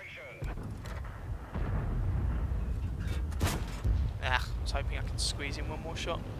Hey, Miles. The other cat. He's going to want some attention. So if you hear some meow in the background, it's my cat demanding attention.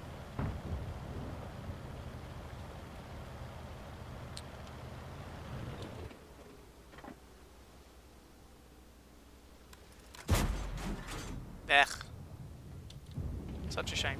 Oh well. 5-5, and so far I managed to get one shot in. Booyah! Tank OP.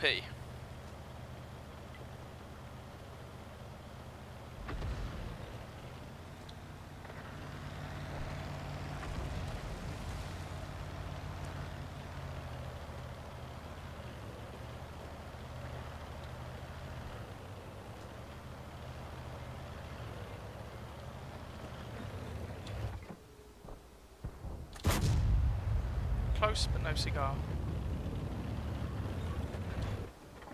Nah.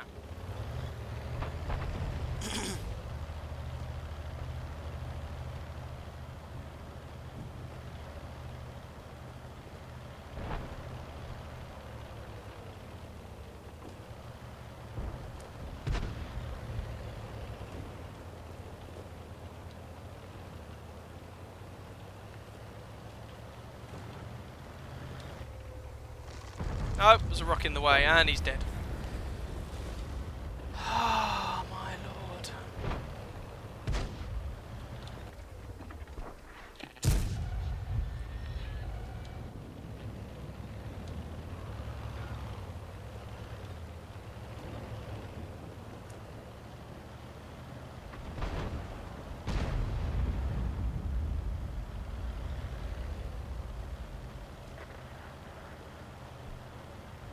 Oh, there's now a T-30 up there, so I really need a rock between me and him. It's going to be fun. Which means I have to come around this rock the wrong way to engage the Stirrer Emil. I'm still going to do it because he's got a stop gun. Stop nudging me! Jesus Christ.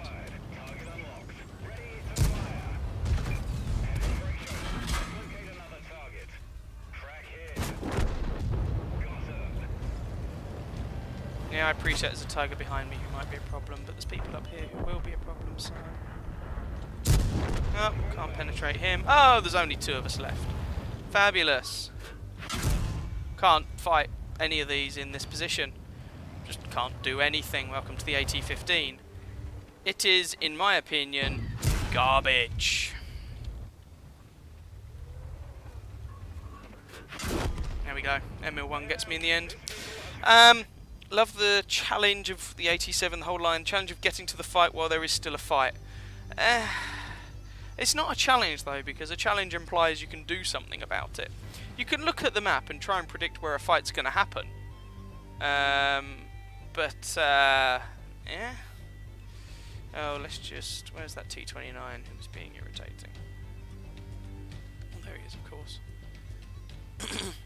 Inappropriate behaviour in chat. There we go. That was the 87. Thank you, someone, for mentioning it. I hate you with the very depth of my soul. Maybe I should play a tank I actually like. That seems like a silly idea. Why would I do that?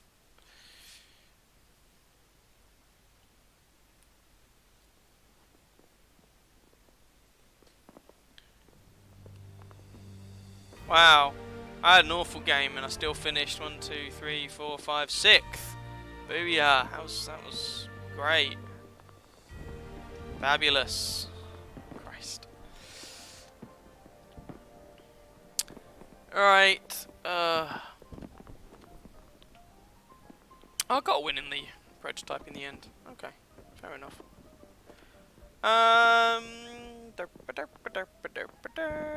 Always happy to suggest rotten tanks. Yeah, thanks, Wolf. Thank you very much. Still didn't get a win in this. Really? Really?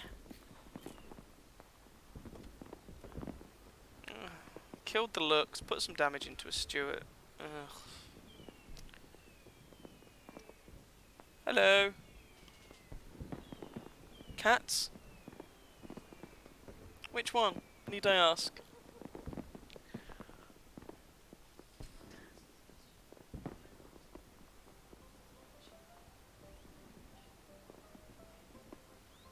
Did you? I'm so sorry. Give me a sec, I just need to feed a cat.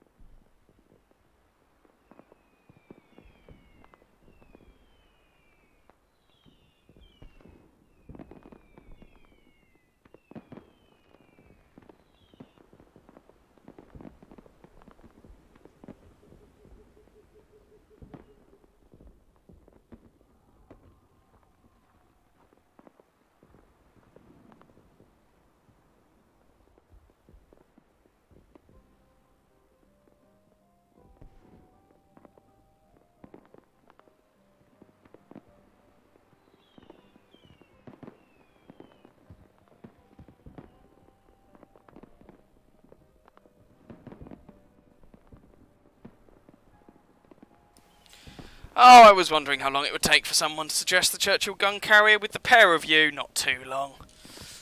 Right, let me try and play this and get a win in it, and then I'll jump in the CGC if people want. Which of course people want because you're a bunch of sadists.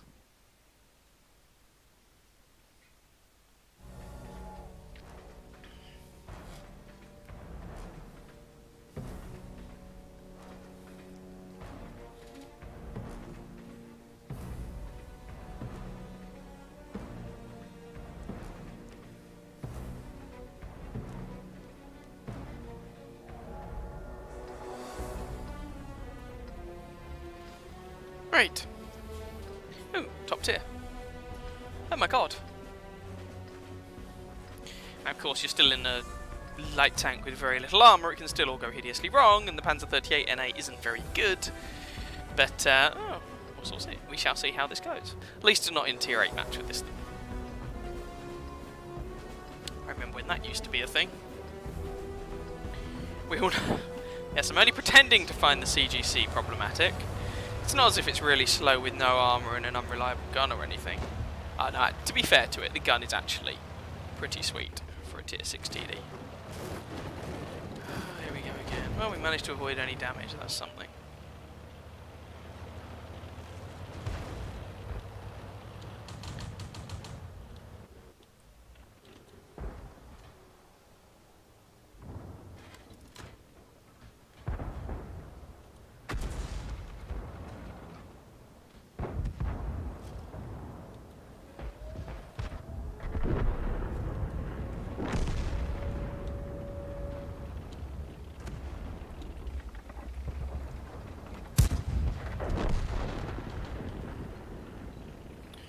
I guess I'm going to have to start doing some damage because these guys are just dying.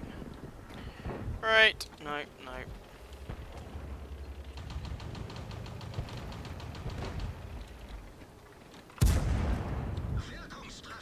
Well, starting with the T-46 is as good a place to start as any.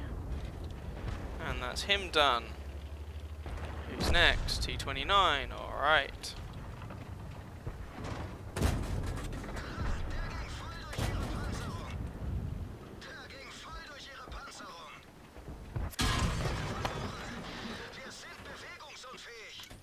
And so of course he takes up my engine and my track with one shot.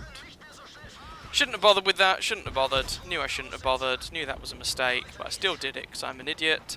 I just need to relax and calm down and stop getting impatient with these terrible teams. Because I'm just not going to play well if I'm impatient with the plonkers that you get on your teams. That's just not going to end... Oh Christ, it's just not going to end well.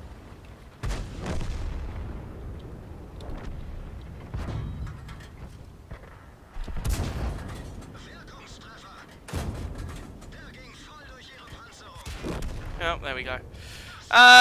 Yeah.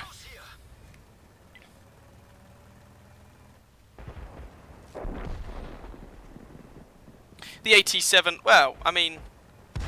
I don't know.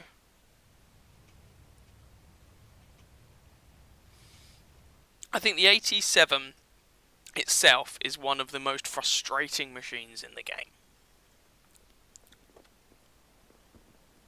Go on, someone's mentioned it, so let's do this. Get it out of the way.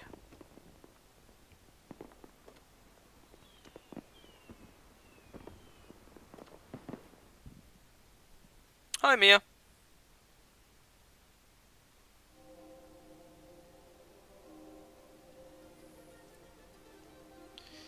Oh, blimey, we're top tier. That doesn't happen very often. Okay.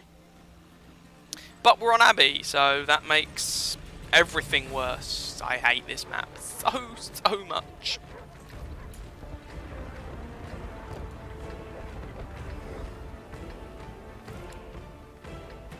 Rather have a warm-up. Thanks, Mac. Thanks for that. Yep, I'm sure that's exactly what we need to do in the CGC. Still don't have 6th sense on this thing, of course, but never mind. Right, I guess we're going to have to be boring to start off with and then just see how the game develops.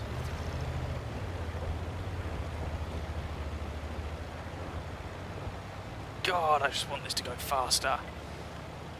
Faster, kitty. Kill, kill.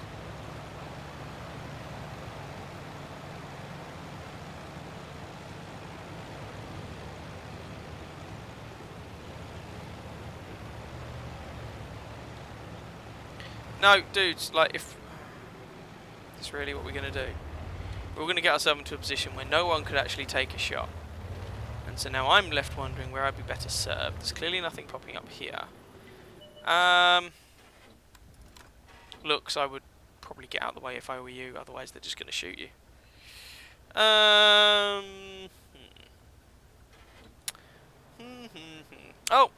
Less than a minute and we've already got someone talking about a moron team. Lovely. Gotta love some of these people. Screw it. Life's too short. Be funny if it worked. Nah, there's a piece of rock in the way. Right, so where are we going to go instead then? I have a confession to make, Wolf. I don't actually know what movie that's from. I know the quote, but I'm not sure about the movie. Now, can I get any sort of shot into this T-34? Probably not, because there's all the friggin' buildings.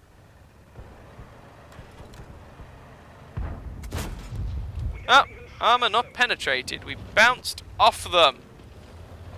220 odd penetration and we still bounced. That one just completely missed, although it could have hit a friendly the way that was going. Jesus Christ. Finally! Hey! Right, they're pushing down the 1 and 2 lines. I don't want to go over there with my terrible armour. They're also pushing down the 8 and 9 lines. This is going to be interesting. T-34-85 should be able to deal with an M8A1. KV-1 and a Churchill 1? Yeah, they should be able to deal with these guys, right? Maybe I will push down there.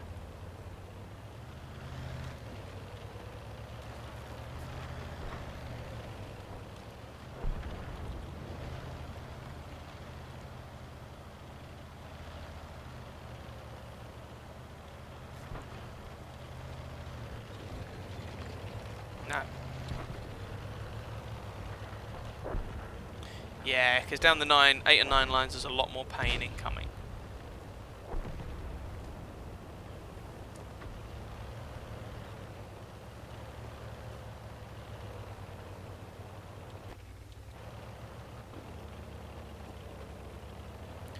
So...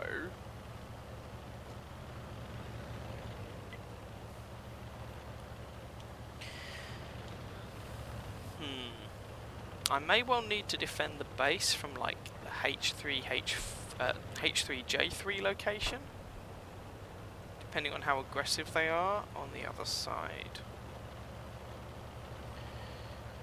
Do do do do do do do do do do do do do do do.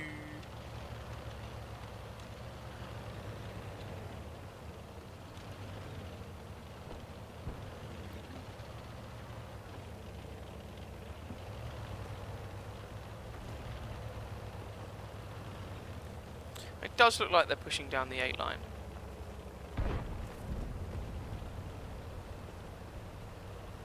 Yeah, they are. Okay. Right. T-3485's dealt with the duck, not the mighty duck. Majestic. There are many words you could use to describe this thing in action, and I use the term loosely. Majestic, I'm not convinced that would be my first pick.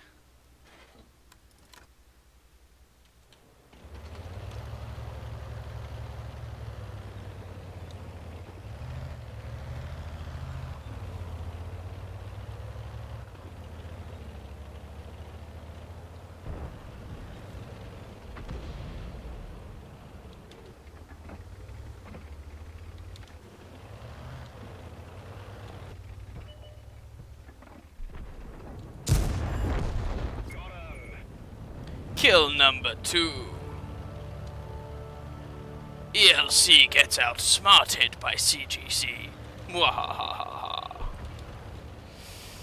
Right. This game's pretty much wrapped up at this point.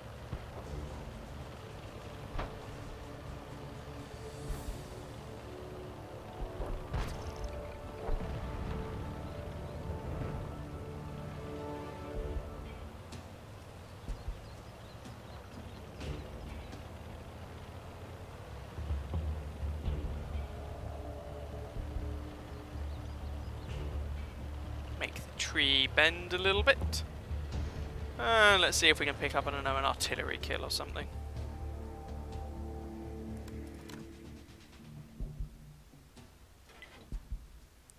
Goodness knows what one may be able to achieve with a little bit of pre-aiming. Oh, it's a TD, sorry, not artillery.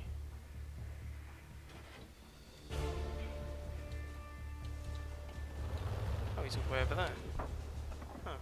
Oh. That's a shame. Alright, fine.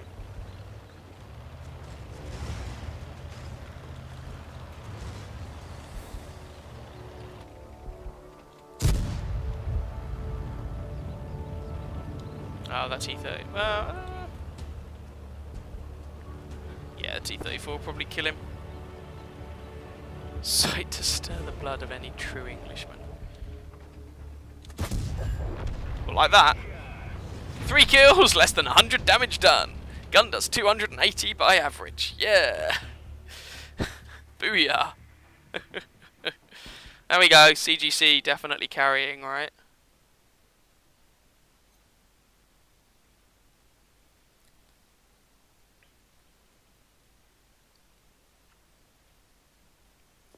You lot are the only reason I still own this damn machine. Hey, finished what?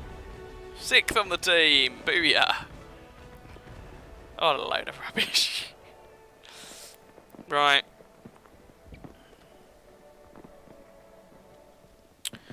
Okay. Let's try. Still trying to take advantage of that ×5 because yay, free XP and whatnot. Let's go. Did I win? Oh, we actually won that game. Oh my god. Heavens to Betsy.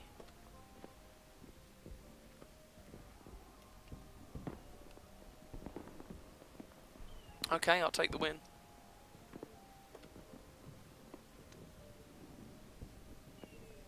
Right. Ugh.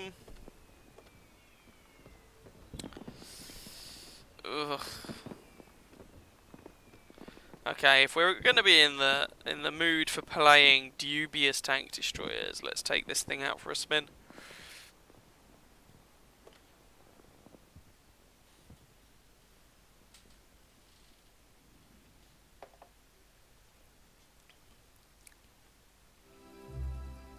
All tier 5s. All of them. Yeah.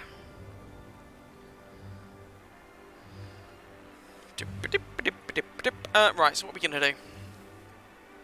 It's province. We're in this thing, so we're going to camp. I'm sure that surprised absolutely everybody.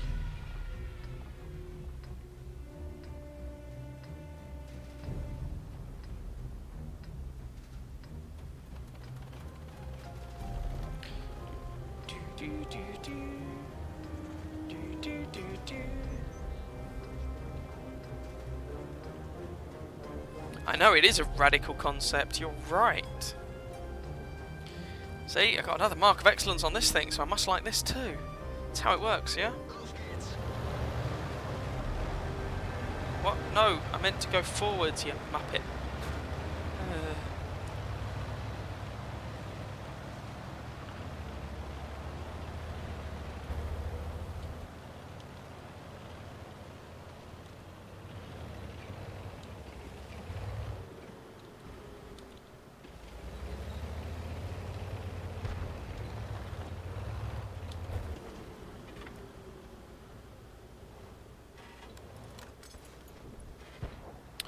So, wellity.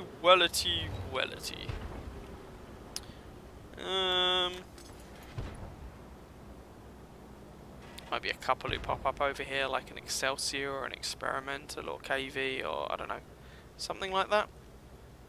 Okay, our team is basically camping hard.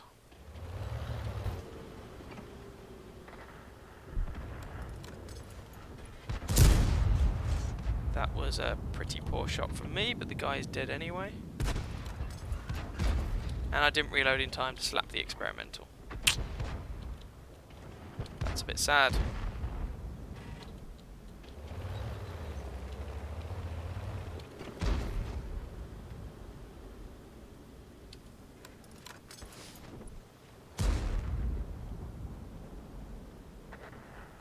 Okay, they're doing the opposite.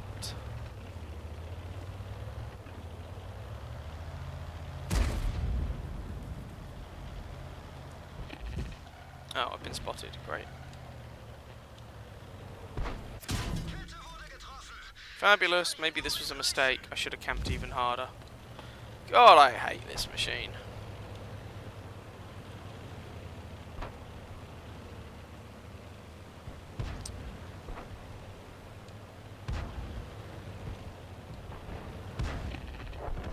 Spotted again.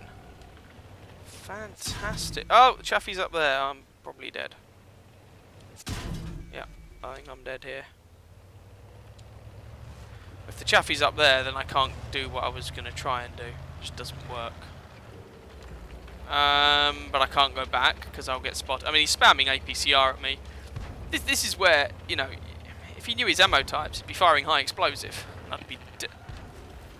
I'd already be dead, and that shot would have hit. But never mind, okay. See, I should have camped harder. That's exactly what I should have done. I should have camped harder. Didn't camp hard enough. Christ. I despise that tank so much. Let's actually play some tanks I don't hate. How about that? There's a radical suggestion. Maybe I'll actually have some games that don't suck.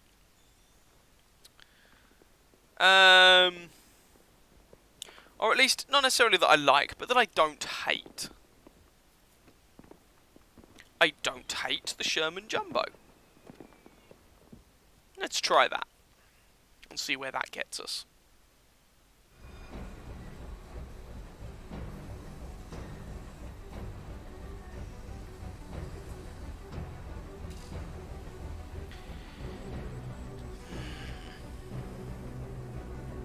Well, yeah, I mean, I'm not playing tanks I like, per se, but as I say, just ones that I don't hate. I don't hate this one yet.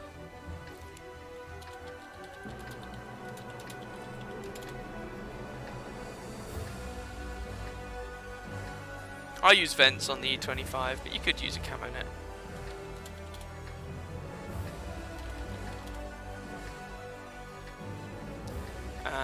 I did use a camo net for a long time. Right, bear in mind, I've only still got the, I've rebought the Jumbo for the purposes of acing it. I don't actually like this tank per se, but I don't hate it. So let's see where not hating a tank gets us.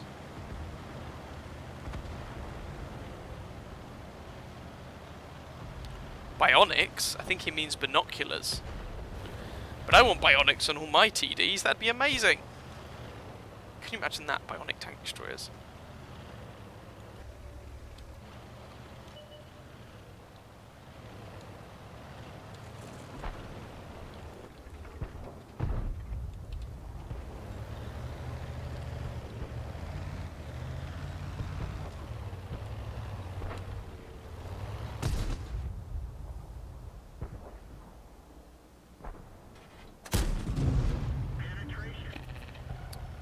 That's going to leave a bit of a mark. Poor little AMX. Oh well, never mind. Show shad, he be dead. One, ha, ha, ha.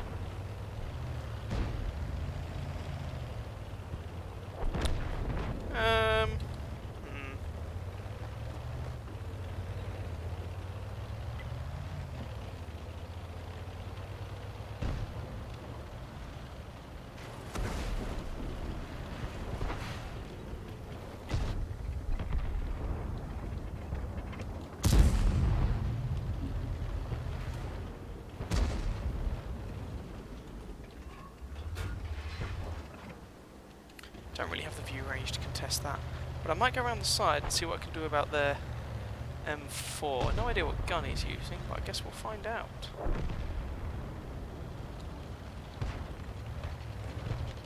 Okay, arrow is fired.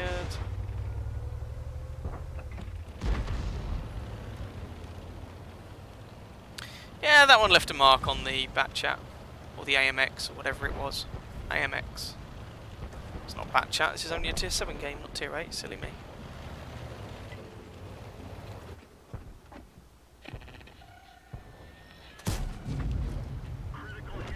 Well, that's the Panzer down. Who's next? M4 Sherman. Well, let's close in on him and see what we can do to that poor son of a gun.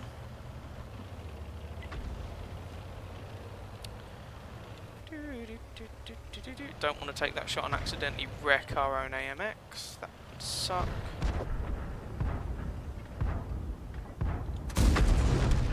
Kill successfully secured. Oh, Panther wants me. He wants my bad romance. Now my armour isn't going to be too good against a Panther's gun, but never mind. Let's see stock. Oh, he's dead anyway. That's all good. Roll 44.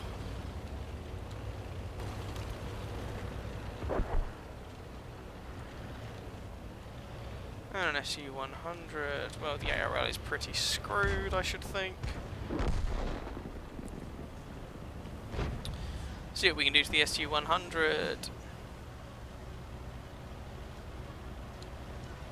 You know what? Let's go around the other way. Because the SU is probably going to be looking at that gaggle of tanks. Maybe I won't get a chance to shoot him as he's already going to be dead or something. I don't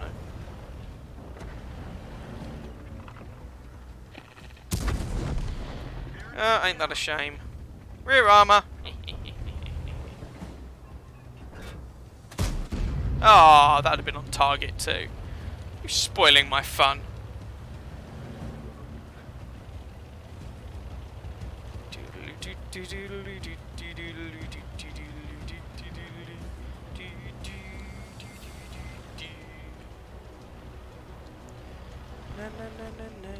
Right, that SU, I don't know what gun he's using, but he's perfectly capable of deleting one or two of us.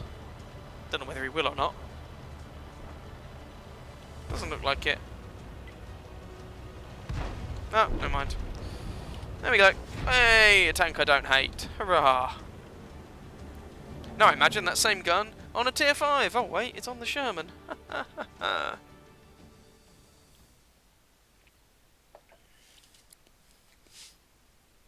My crew's kind of potatoey because I only just retrained them from the T20. And that wasn't terrible. It wasn't great, but it wasn't terrible. The penetration on the AMX was entertaining, if nothing else. So, nuts to it.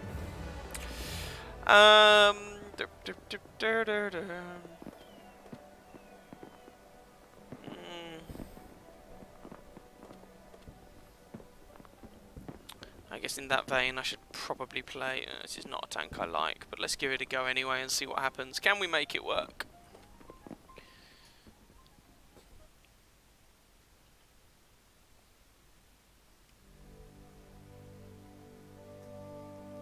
Tier 9 match, that's a good start.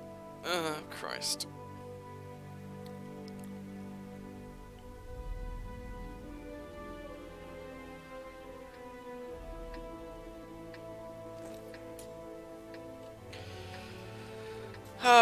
Well, I'm not going to complete that mission because I can't stun things in this thing, and the rest is just shoot lots of stuff. Fair enough.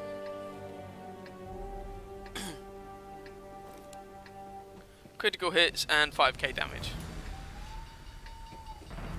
Probably not going to happen, but let's not rule it out.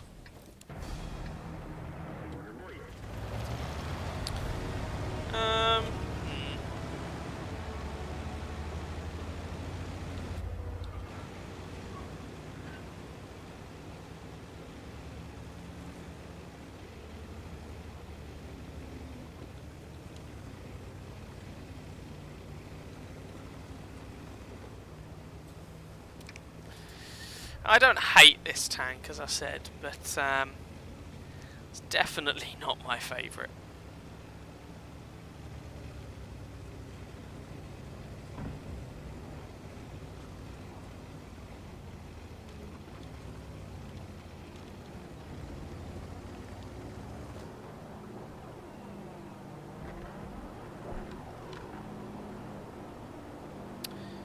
Okay, we've lost a Bat Chat but nailed a Scorpion.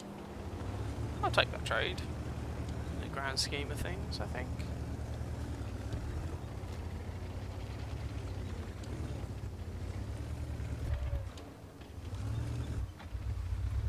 No.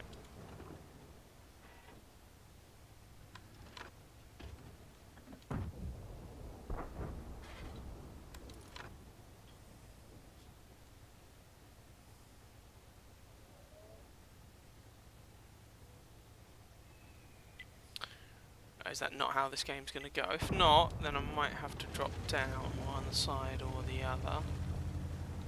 But I don't want to commit before I know what's actually going down.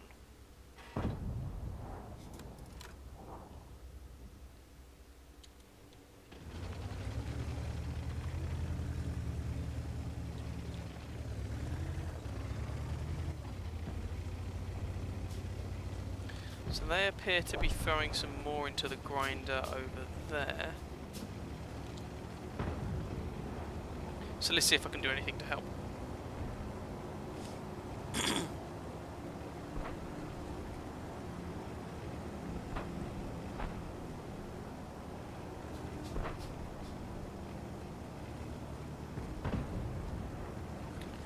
So if we go round here...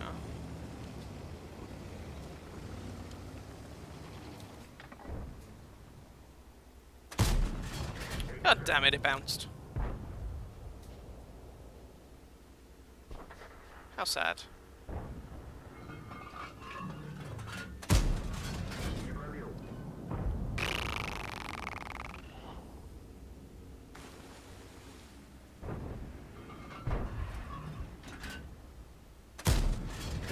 Nope. I'm hoping to go through the side of his turret, because the side of the turret is not particularly strong. There's a giant weak spot on the top of the M103's turret. I turned it at exactly the wrong moment. Come on.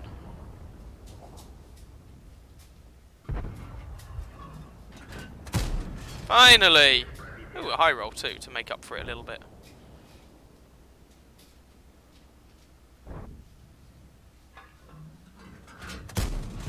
And 445, that's an average roll into the M103, we can work with that.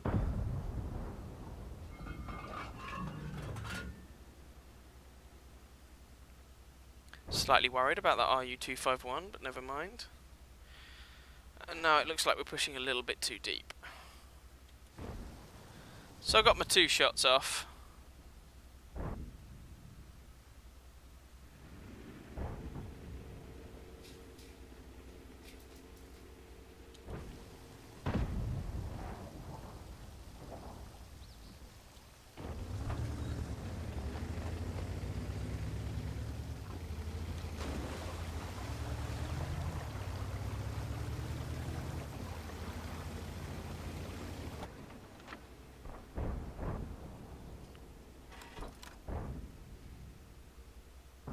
Dear Mr. M103, I don't want to shoot you. Kindly move.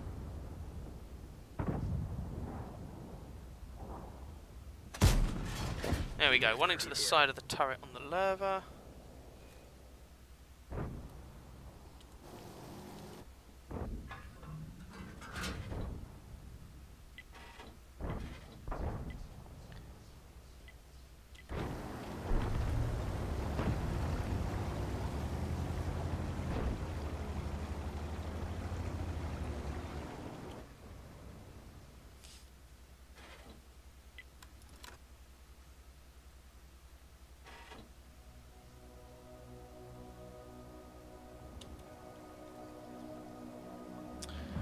Start running out of cover that I can use at this rate. And I'm spotted.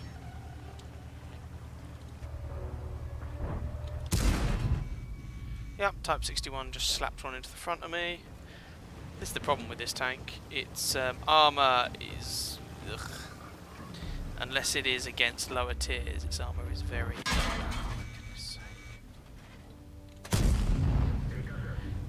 And its accuracy is awful, so I can't even pick out weak spots, which is a bit of a problem.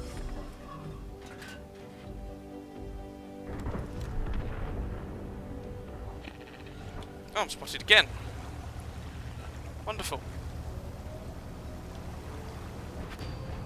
Hey, finally the armor did a thing. Now, to be fair, I bounced the Type 61 twice, actually. Okay.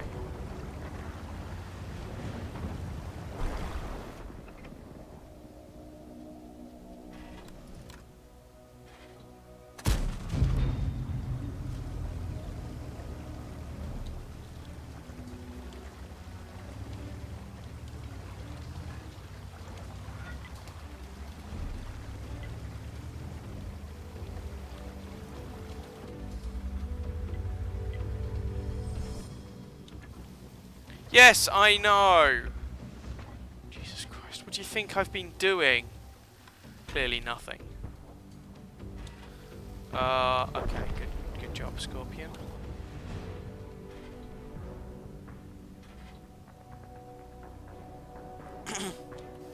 Oh, they took the high road. That's gonna be a problem.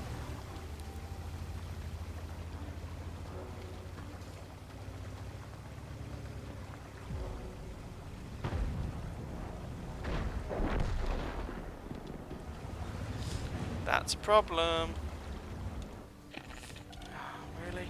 Really? Again?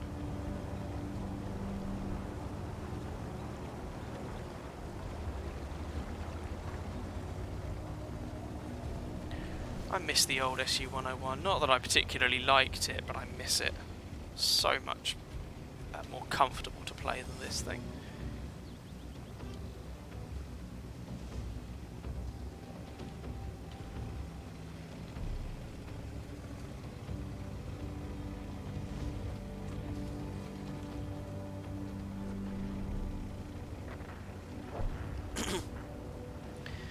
now watch them fall apart against... Oh, no. It's just the lurver left, wherever he's gone. I should be able to take one shot from him if needed. Where's he gone?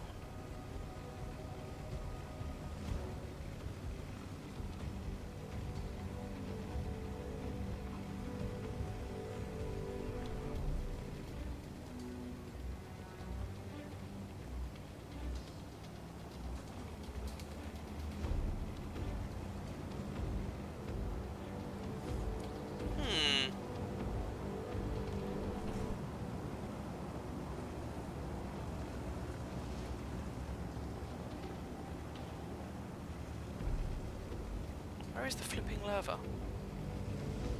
Oh, there he is. Oh, he's in a hold down position, so... And he rolls high. Never mind. I mean, he's firing gold because of course he is. Why would he bother firing armor piercing? It's not like he's got over 230 pen with AP anyway. But,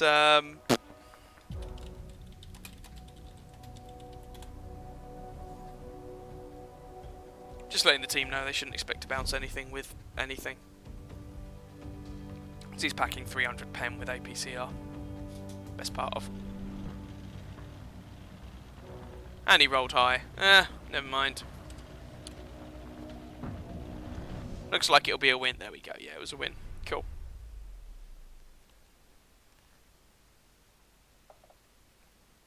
That was a pretty underwhelming game. But never mind. It was a win. Having a dry spell, I will take a win. Oh, we also won the Panzer 4C game. What a letdown that was. Oh well, again, we'll take the win. So, 10 shots fired. All of them hit, only 3 penetrations. Welcome to the SU-101. It is painful to play.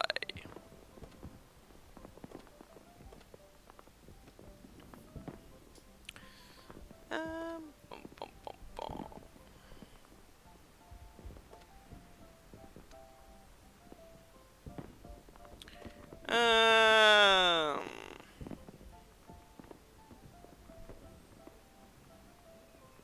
Yeah, in that vein, I should probably play the M103. Oh, shoot me now. Here we go. Oh, God.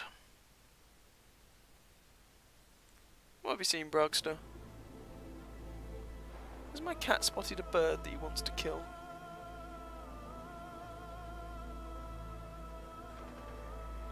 Oh, he spotted a fox. There's a fox in our garden.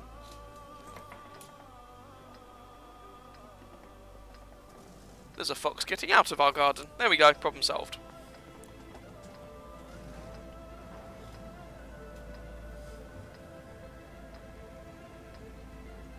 Right.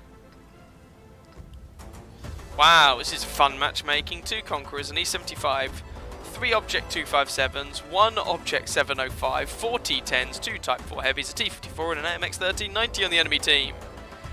Wow, that's a lot of heavy tanks. I mean, it's all tier 9, and the M103 has kind of dodgy armour. I know you saw me bounce a lot on an M103, but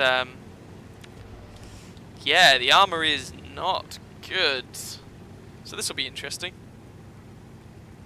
And have you seen the number of tanks that are going down the A line?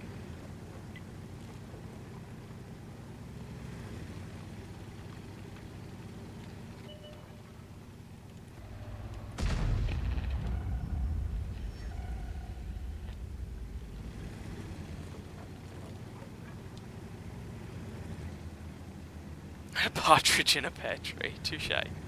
We didn't have partridge for Christmas dinner, but we did have pheasant. Don't know why I'm mentioning that. I get pheasants and I was going to say peasants and partridges mixed up. Pheasants and partridges mixed up. Or I have done a lot anyway.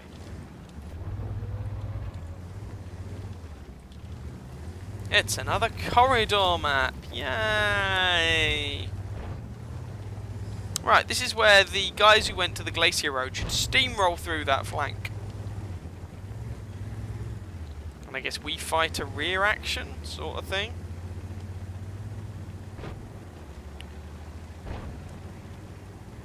The A-line is back in fashion, but why? You expose yourself to so much flanking fire. Oh, we've already lost the 5120. It's a good start. I don't think... in my experience, the Glacier Road was never in fashion. Not as an offensive option. Maybe as a defensive option, if you've got a good hull-down tank. And, oh, no. Okay, I need to get out of the line of fire of that Conqueror because he's just better in that sort of position than me. I have a big fat weak spot on top. He less so. And he has a better gun. And better armour.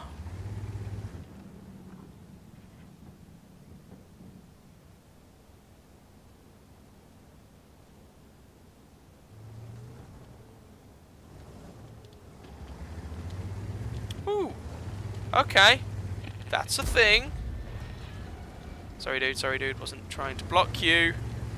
As long as you don't try and twist me, we're good. Oh, never mind. That was a penetration anyway, because the armor on this tank is awful. See, I don't even have... If I had a Conqueror, I'd just poke my turret over there and giggle. But it's not a Conqueror. It's an M103, so I don't really have that option. Because my turret's poo. Frustrating. And it's huge, so they can see the weak spot from here to Kingdom Come.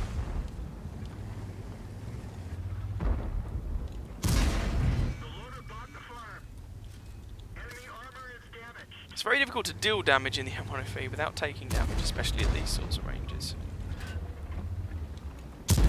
Oh, there we go. Oh, the Conqueror and the Object are both just holding down the 2 key as well, just to hose people.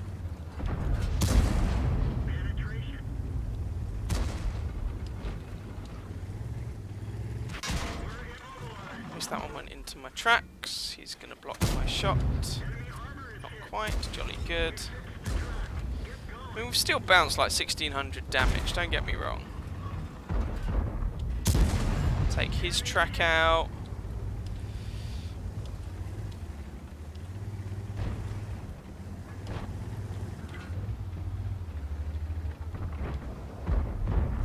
That's not a penetrating shot, I don't think. I didn't want to hit my ally, ditto there. There we go, one in the lower plate. He puts one probably through my turret, but there's no point me looking at the moment. I'm kind of busy. And this thing's got so many weak spots anyway.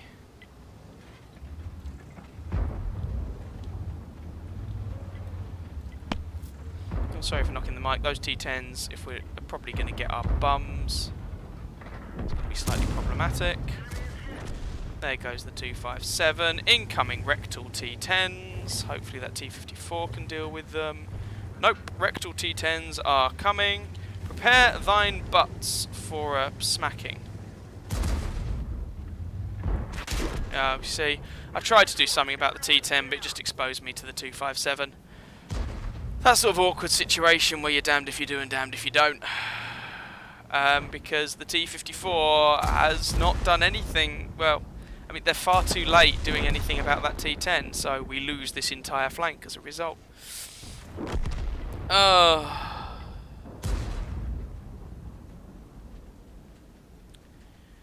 Oh, well, never mind. This guy, I have no idea what this guy's doing, apart from getting himself killed by sliding down a slope. Never should have been pushing down the bridge, that's a terrible idea. This T-54 and the Conqueror should have absolutely wrecked those T-10s. I mean, it looks like they're going to kill them, but the T-54's lost almost all his health in the process. And then they've got to deal with the 257, Conqueror, T-10, and this guy's going to show them his butt, just to make sure they've got big, fat, juicy shots. If they're not coming this way, obviously you won't have to worry about that. We don't know. May well have gone back to defend their base. Yep, looks like they have. And so now the Conqueror's just going to sit here and achieve nothing for a while. The A-line is a design of skirt. You expose yourself to so much flanking fire. Touche. I mean, 10-8. Hopefully we can win this, but E75 is pushing into the base with the 257. Both are on pretty low health. That's slightly concerning. ST1 is just sitting there. so he's basically out of the fight. T10 is just sitting there, so he's basically out of the fight. Type 4 Heavy is there, so he's currently not doing anything. T-54 is a one-shot, and the Conqueror is still dithering around over this region. Right, 257 and E75 managed to take out the Conqueror. Hurrah! So the 257 is a one-shot, and I don't think he's going to last much longer. There we go. Now, E75, use the 257 corpse to go hull down. Or do that, that works too. And we can get this. I mean, our T10 is basically a bot, or in AFK or whatever, but never mind, let's not stress about that. Guys, dude, E75, if you can spot these guys and be shooting them, then you are less likely to become overwhelmed when they inevitably rush you down.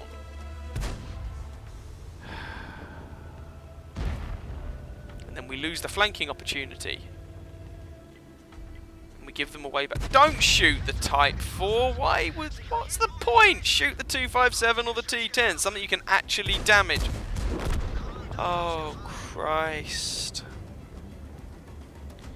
So the T10 is basically AFK. The E75 was... well... I know he complained about being stock, but his target selection was terrible. Don't know why... this guy essentially isn't there.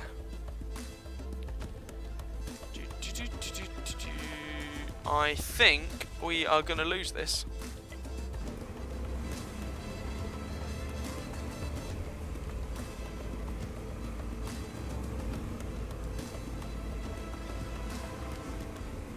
Because their type has quite a lot of health. And the Conqueror is currently not with the rest of them, and let's not watch the end of this, because I think it's going to end poorly.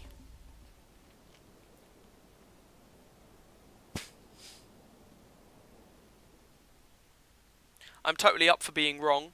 I would love to be wrong, don't get me wrong. Far too many wrongs in that. So many wrongs, do they make a right? But that's just my gut feeling. We'll see.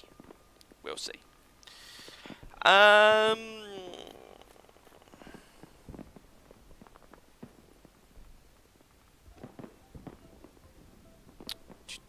Okay, let's run the risk here. This is probably a mistake. In fact, this is almost certainly a mistake, but I need to get this done at some point. So, ISU 152, I choose you.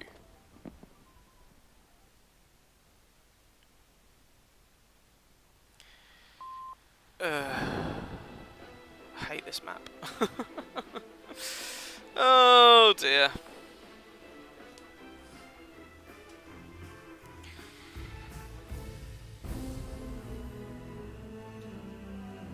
What are we gonna do? I don't know.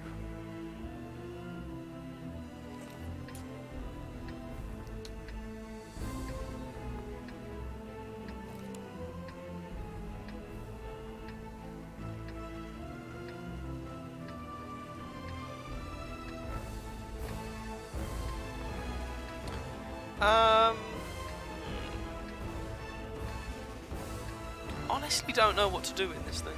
I guess we're going to go over to the left and try and camp. God, this tank is so boring.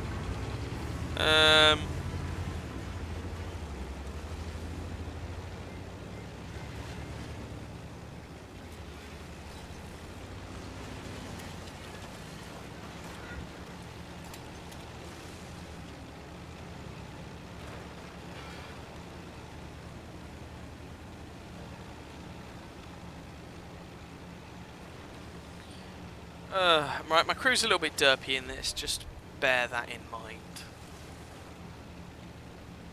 Because, you know, retrained from the SU-100 and they haven't hit 100% yet. Rush the 5 line, they will never expect that. You're right, they will never expect it. You are not wrong.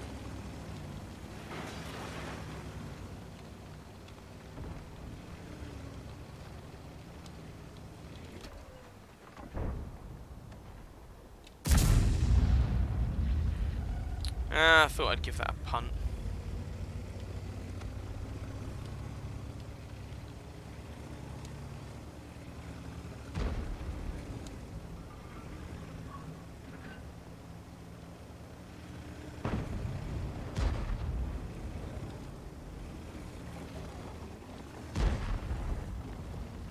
Right, come on, Mr. T54. Shake your money maker. Come on.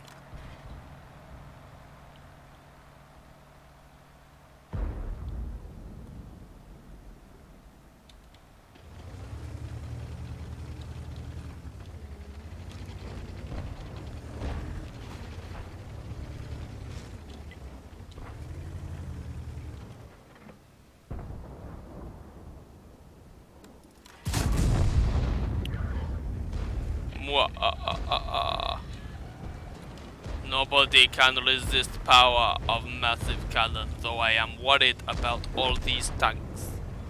I should probably run away, but I'm not fast enough, so...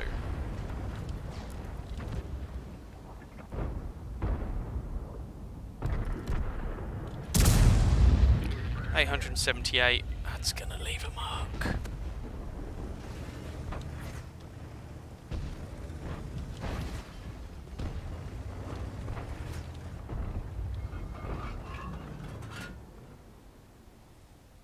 Yeah, I might get artilleried, but eh.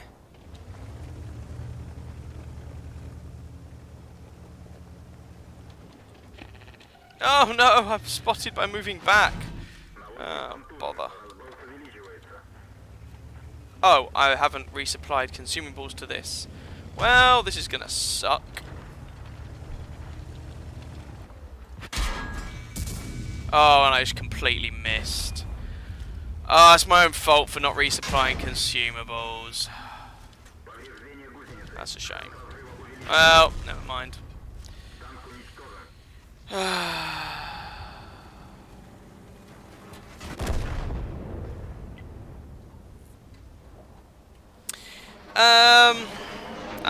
Probably could have got one more shot in if I had remembered to resupply my consumables.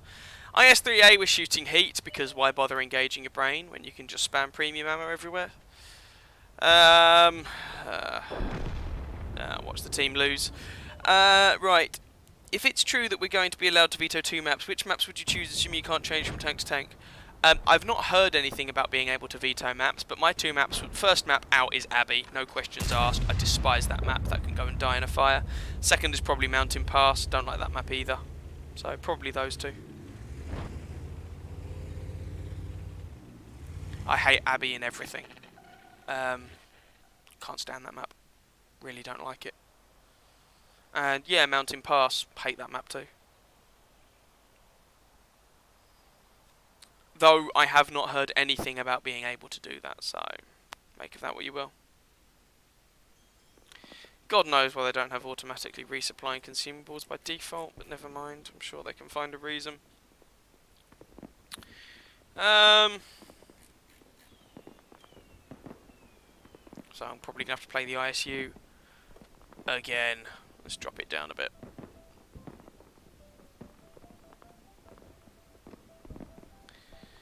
Let's take out little Swedish Tinky Tonk. Tier 2. Pew.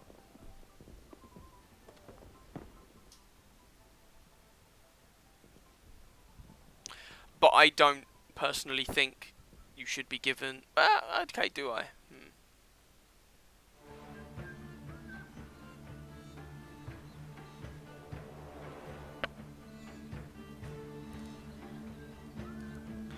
I think... I don't know.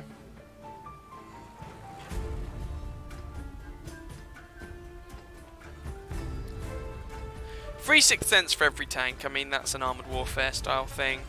I think Sixth Sense is generally considered so important that, yeah, it would be... I don't have a problem with that.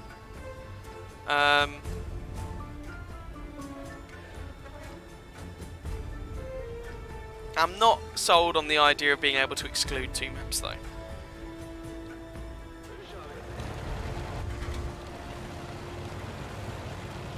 I don't think. I'd have to think about it, but I don't think I like the idea.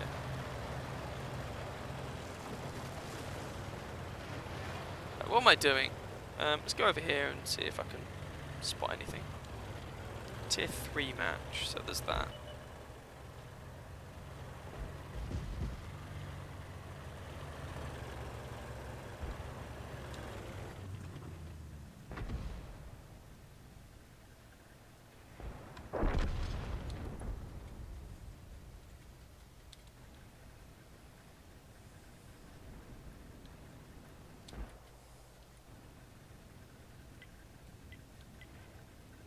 Oh, no one's spotted. Oh, there we go. Never mind. Someone is spotted now.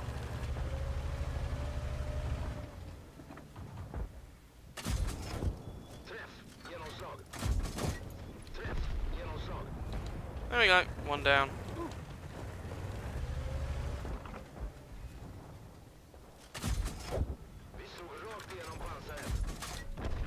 Two down. Any more for any more?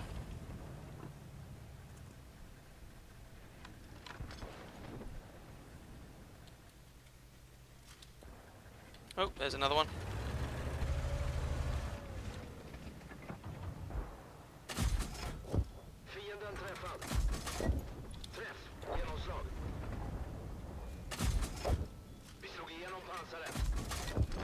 There we go, that's him done too. Oh, there's the cruiser too. Oh, blimey. Really? I did not expect there to be another one out there. Right, let's hide a bit. I mean, 8-0, this is looking pretty messy.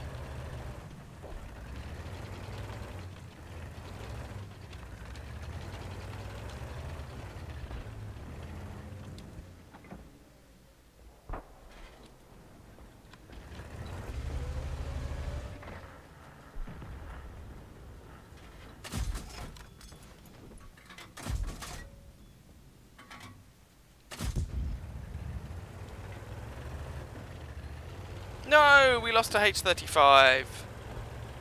Whose nose?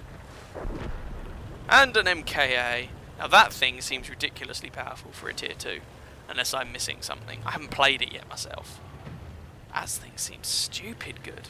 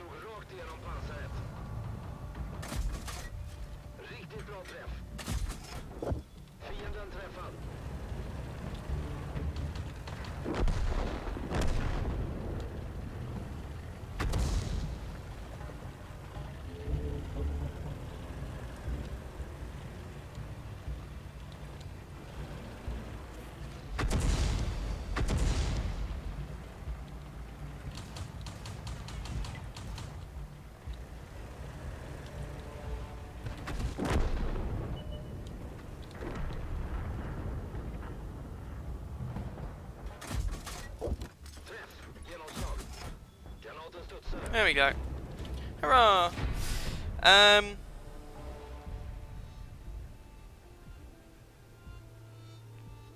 Probably would give a more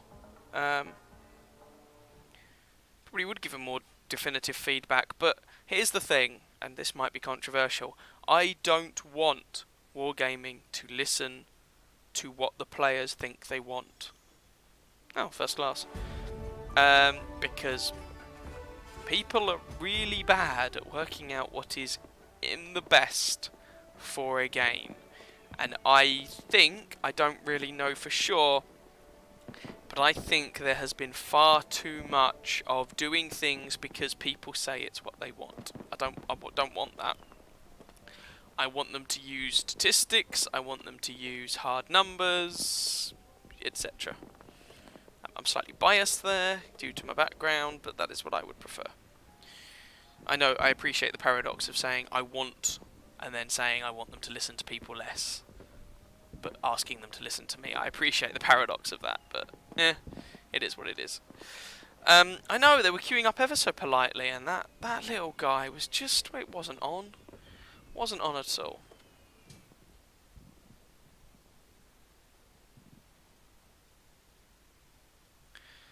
I want tanks to be buffed or nerfed based on where they perform, not based on whether people think they're any good. I want maps to be tweaked based on observed problems, not based on how people think about it. Do you get the idea? I think there's far too much democracy.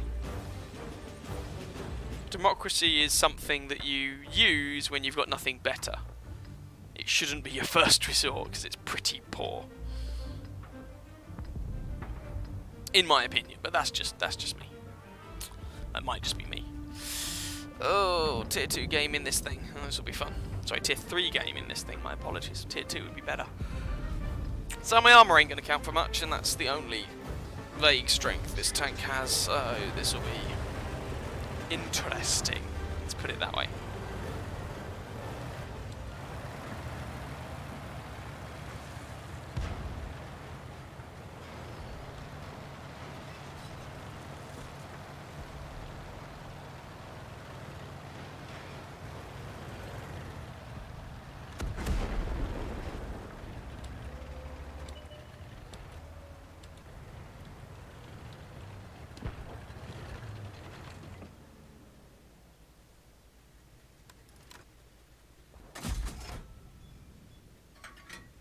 That truck offended me. Oh, we've got team damage already. Fabulous.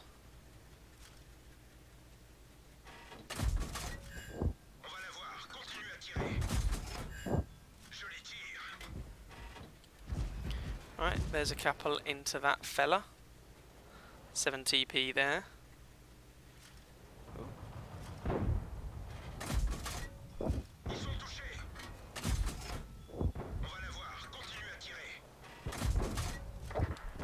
There we go, dealt with him.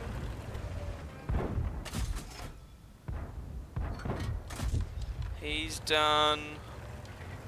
Who's next?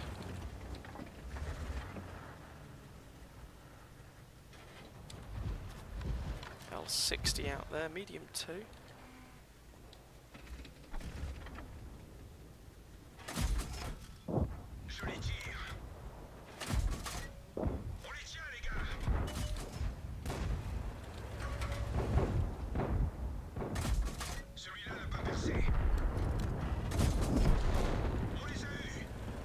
Take him out.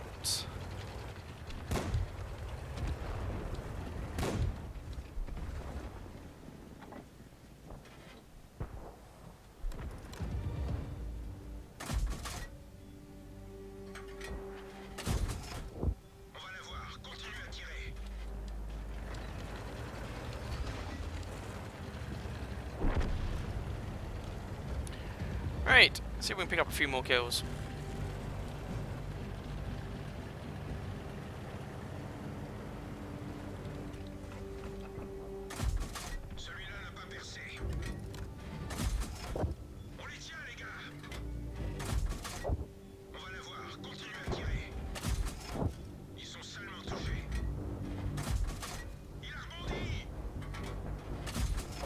Hurrah! Panzerjäger and an L60. L60 ran away, so he should get wrecked fairly quickly. RMK8 crashed. Or one of them. And that just leaves the Panzerjäger somewhere.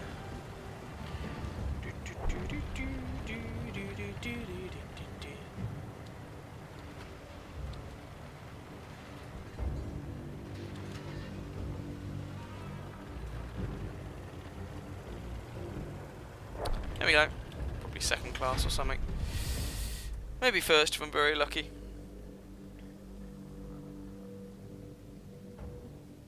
Thing with any sort of democratic process, or the things with any sort of democratic process, are one, generally you are placing the vote in the hands of people who are not specialists. So pretty much that means they don't know the topic that you are discussing, which means that you need to give them information about it if you want them to make any sort of informed decision, which leaves it open to the biases of those people who are giving the information. And secondly, it leads to a lack of decision making. So you'll get, at some point, one group decide on one thing, a second group decide on another thing. It's a way, you know, governmentally, it's a way of limiting the power of a small subset of individuals, which is fine. But it means it's not very efficient as a way of getting things done. Without trying to get into politics here.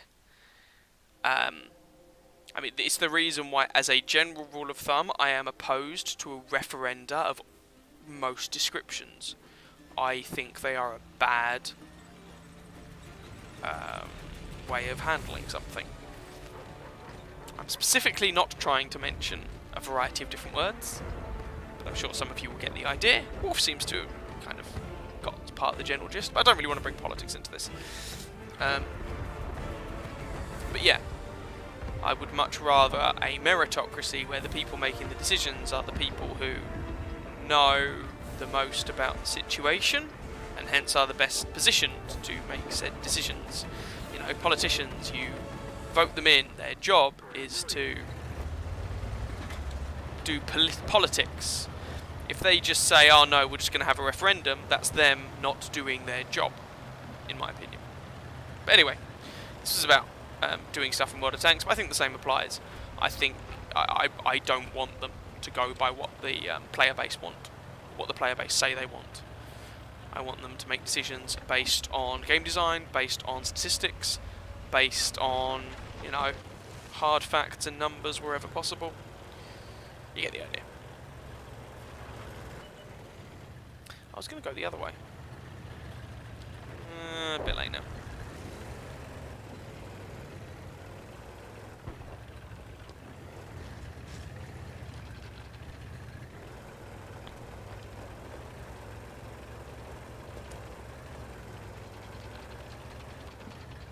Oh, I agree. I think the Boaty McBoatface public vote is a very good example. But it never should have been a public vote. Or at least it should have been a public vote with a restricted subset of options. In that particular case, if they really wanted a public vote. But in general, I don't like public votes. Democracy is not a good thing, in my opinion. It is a less bad thing, if you understand the distinction I'm trying to make there.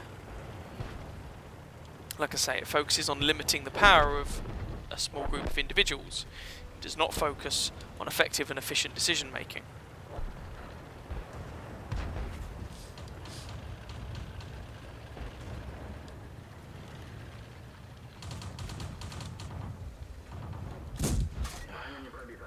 Sorry, Mr. T29. Not sure if I hit you or if I hit the T70. Hopefully it's obvious, but I didn't mean to hit the T70 if I did. I didn't mean to hit you if I did. That's what I meant to say. Okay, well it's done anyway. I'm very conscious that one might need to go back toward the base.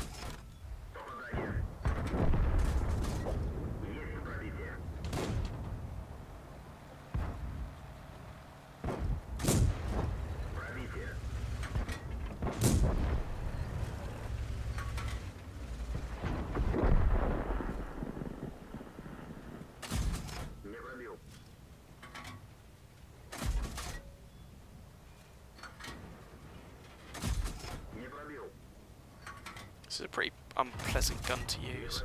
There we go, someone nailed him in the end. It's a pretty unpleasant tank to use, to be honest.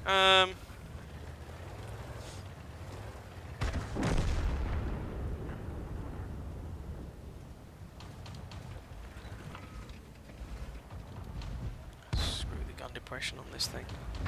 Or lack of.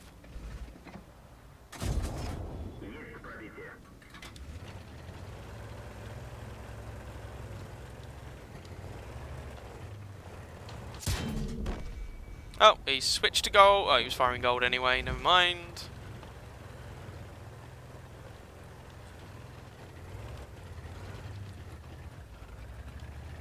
Right.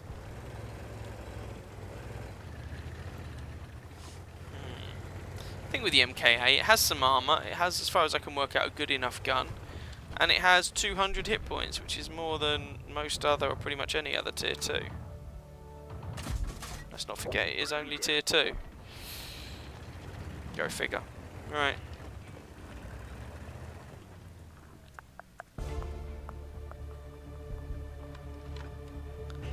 Right, the L6 is up here somewhere.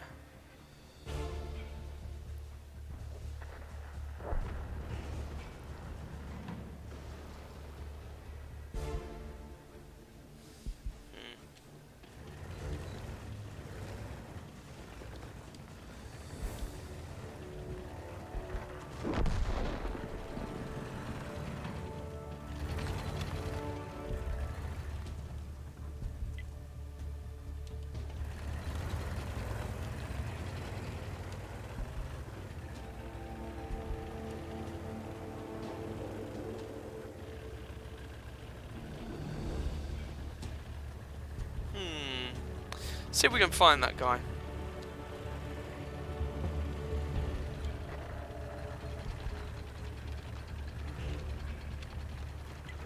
I think he's around there somewhere. Or in those bushes over there. Oh, there he is. Wasn't too far off. Oh, the aiming time on this gun is hideous. Oh!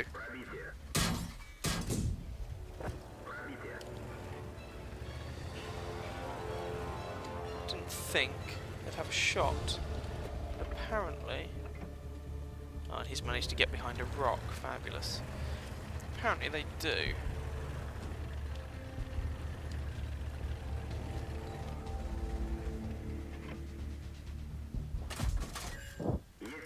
Okay, he is done. So that just leaves the TKS.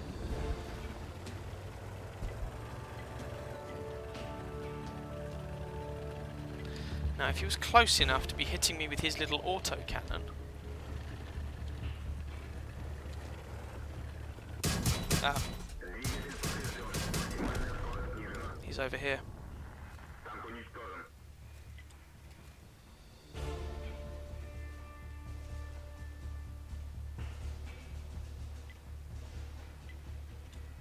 He's down there somewhere. That's a shame.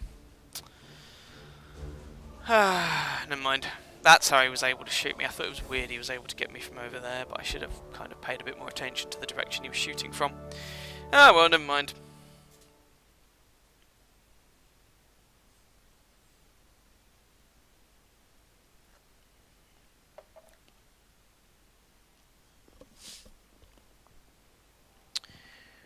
Right.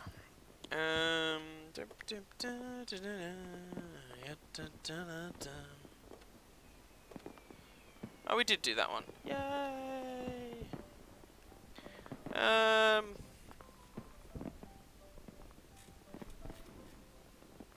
Oh, we actually won the ISU game. Jeez, okay. Well, the crew is slowly getting there, I'll take that. Oh, we got first class in the Hotchkiss game as well. Cool. Still need to ace that thing, but never mind. ISU. How was that second class? How? Oh, 1100 assistants. Apparently that qualified as second class. Huh. Sweet. Alright, I'll take it. Alright. Which piece of pain and torture would I like? I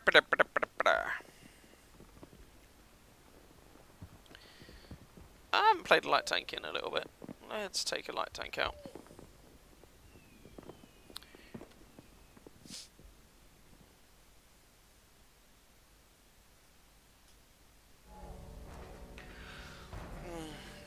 Not the map you want to get in a light tank, but let's be honest, probably not the map. Like, let's go back to whether if you'd have had two maps, could have banned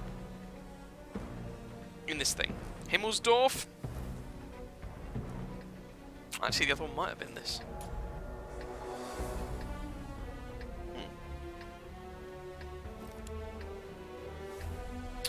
I can play a Swedish TD if you would like. I have got the tier 3. Played it off stream, but I don't mind playing another game in it on stream. And I can complain about the gun again.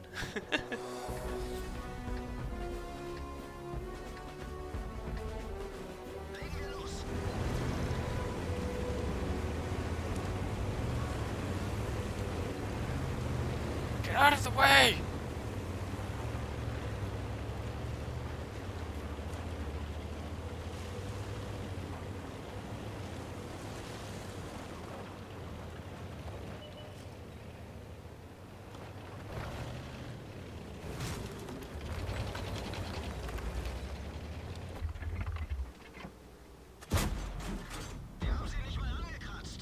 Oh, he's driving this way, I thought. Sorry.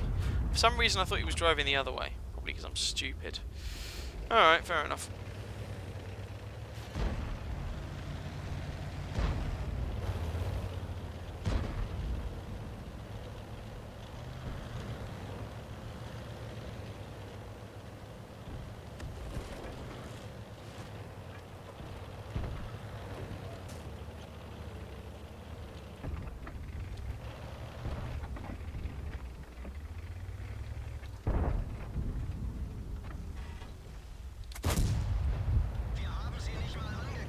Wir haben sie nicht mal abgekratzt.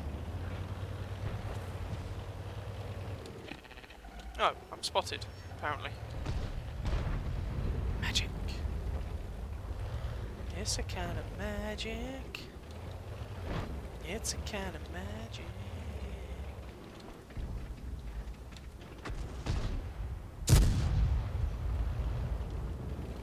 Nah, it doesn't look like it's going to go down. Alright, fair enough.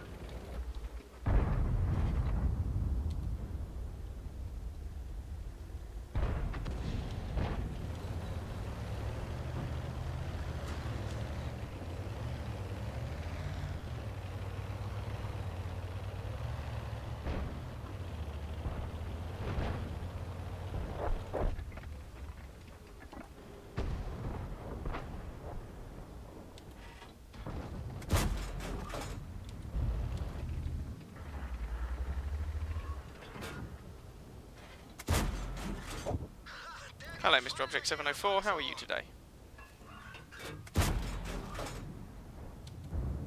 Are you good? I hope you're good. I'm good.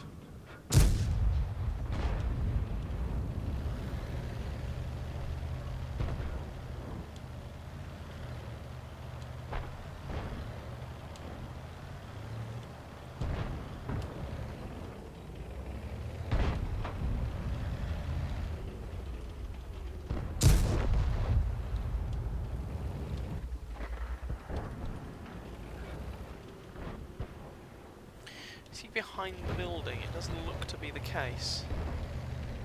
Oh, yeah, good few of those shots appear to have hit. Okay. Certainly the Object 704 is not looking colossally healthy. Maybe I should have continued that.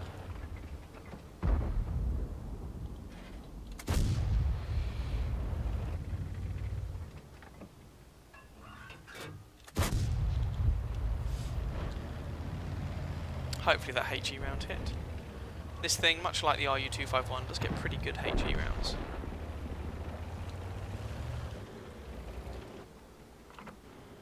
That's quite brave, Mr. T-54.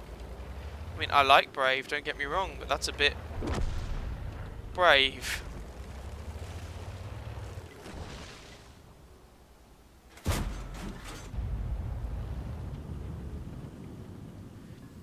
This is a bit brave from the Oho as well. He's going to die and then I'm probably going to be left all on my lonesome. That's the thing. Okay, time to be elsewhere.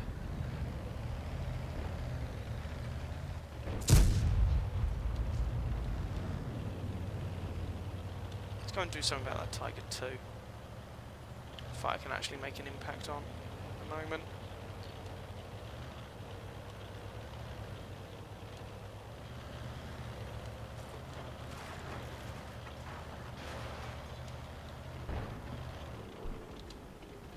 Oh, he's the other side of that house. Okay.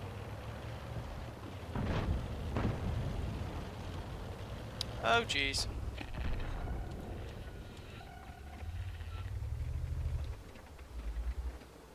Dude. Okay, no.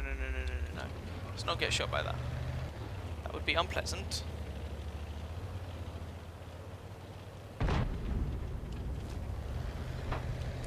They're all on low health. This is part of the problem.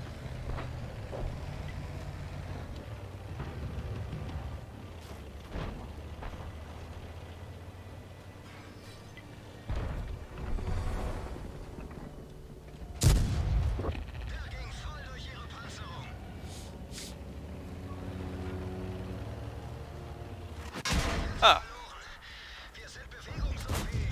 Well, that's fun. At least he only took my tracks out. Could be worse. Is that the guy who I might have HE'd earlier on? I do hope so.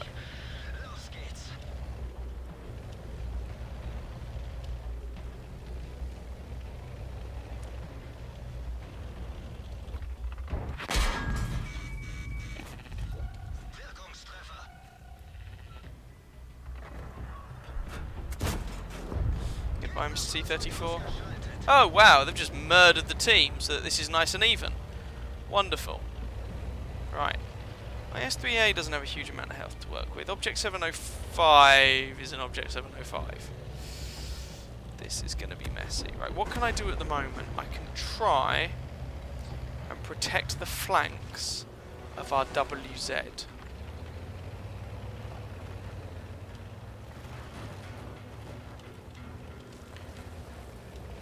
Oh my god, that object has a lot of health.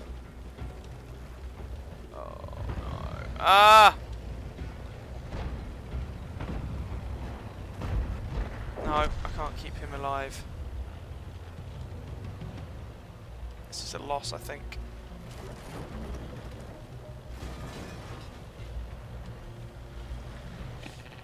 Oh, I thought I got spotted.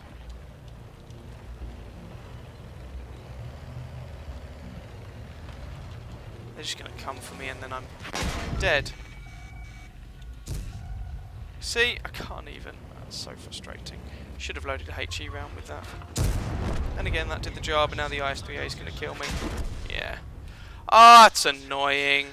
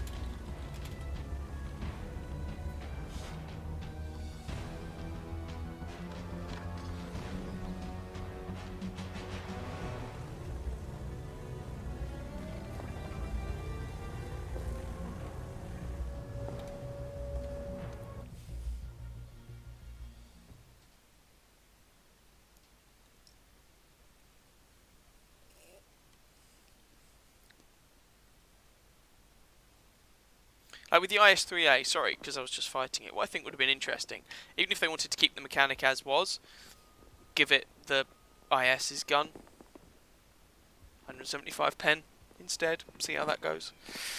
Oh well, right, let's jump into my little dinky tank destroyer. Oh yeah, that's the sign that the UDIS is dying. Right, and let's see what we can do in this thing. Probably not a lot.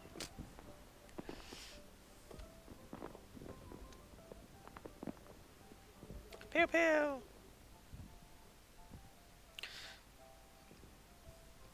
See you, Mac. It's 11 o'clock. I can't really blame you. I'm probably not going to be doing this for that much longer.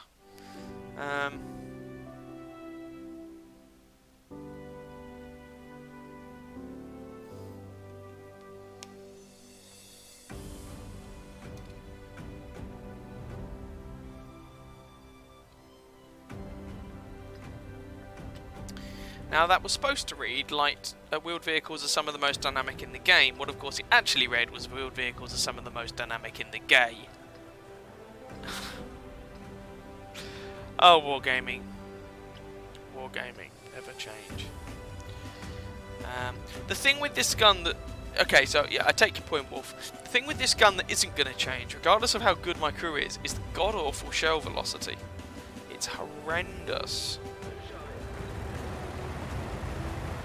I appreciate that the aiming and the reload and the accuracy and all that jazz are going to get better. But the shell velocity is still poop. It's even worse on the stock gun. Makes it very difficult to lead shots.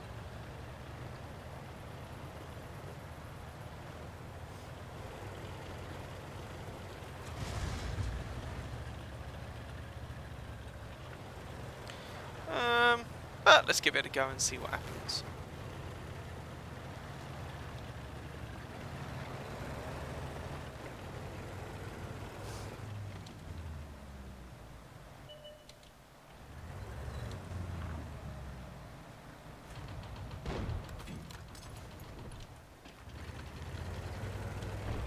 Wow, I bounced a Panzer 1C bullet. That's a good start, isn't it?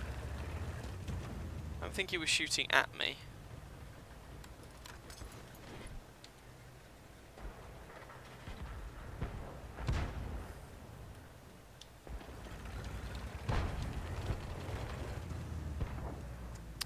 Wow, you really don't get many shots from here these days, do you? You can see how long it's been since I really played a tank destroyer on this map. Oh, blimey. From this spawn, anyway. Oh yeah, I know it's tier 3, but yeah, the shell velocity still sucks. I'll be honest, I don't like any of the tier 3 tank destroyers. Probably worth pointing out. So, at least some of them get the option to mount a howitzer. Right, well I'm achieving nothing over here, so let's go and achieve something somewhere else, hopefully.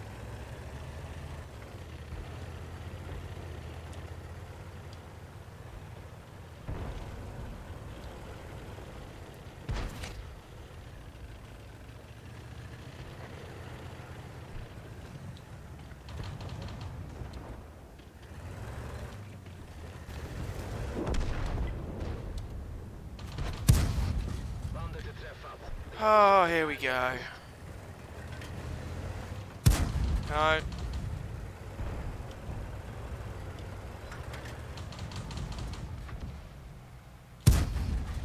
That was a poor shot from me, and just this gun. Oh, gets rammed by artillery. Yay, I achieved so much.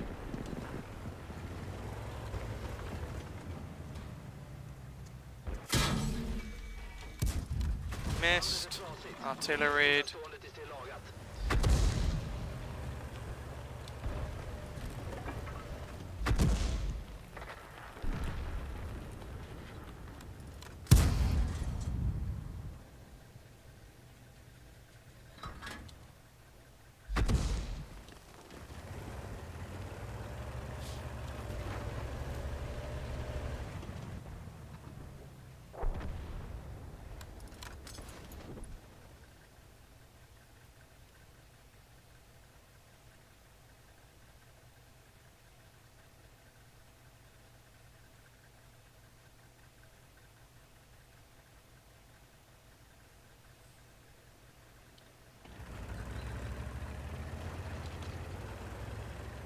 Oh, he's dead.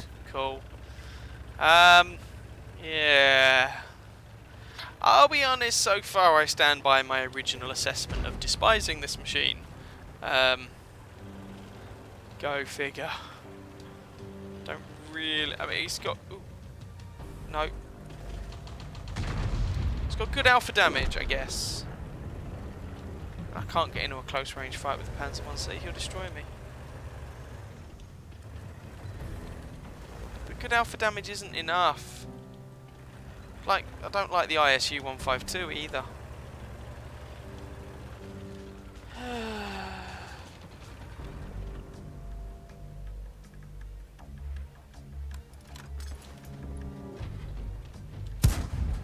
Just on the off chance.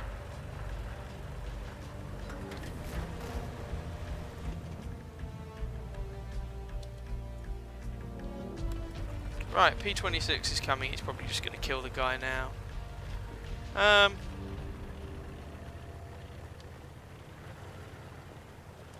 Oh, there goes the Marder. Oh, where did the Panzer go? I thought he was going to come and try and assassinate me. That's what I'd have probably done.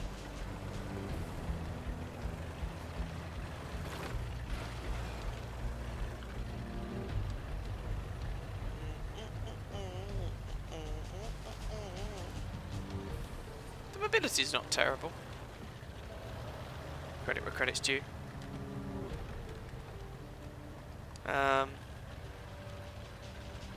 The armour's non-existent, but then what do you expect? My main issue is that the gun just seems to be awful. I appreciate my crew is not very good. Isn't going to help. But even so. Even with that said, the gun seems terrible.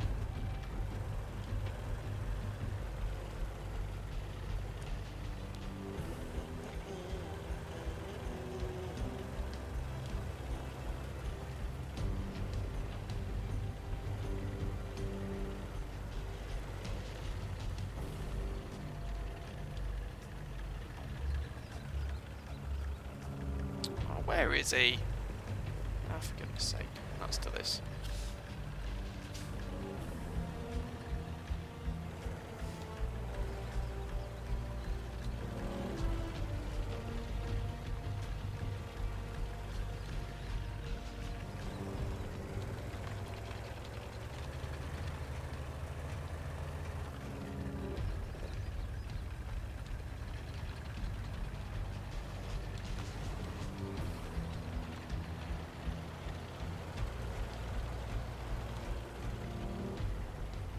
No, there we go, we win. I think this is the first time I have gotten to the end of a low tier game, not died and done 0 damage in a very, very, very long time. I think that kind of sums up my opinion of that machine. I know it's tier 3 and I know my crew's poor, but it just seems awful. Never mind. As I say, I don't like any of the tier 3 tank destroyers, so go figure. There we go. Yeah. Yeah. Right, I'll have one last one. So I will play one myself, and then if you wish to request one last one, I shall play that one. And then we'll call it there. So the last one I'm going to have a go at is, I don't know, what do I still need to ace? What do I want to get credits in or something? Oh, we won that game in the end with the M103. I was wrong. Yay. Good. How did the ends go? Ugh. I did manage to put a couple into the object. Hi Gordon, don't think I've ever watched anything live on YouTube. Is this live? Yes it is. Yes, it most definitely is. I'm not going to be going for too much longer because it's getting late and we'll need to head up to bed. But yeah, it is technically live.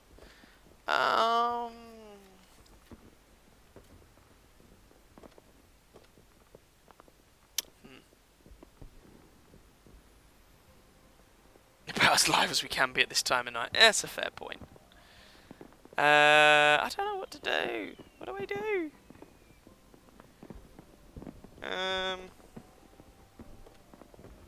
Let's go with... I know what I need to do.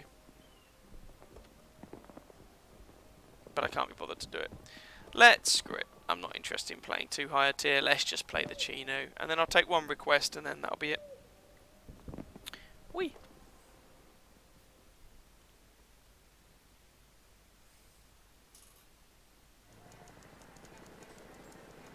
Okay.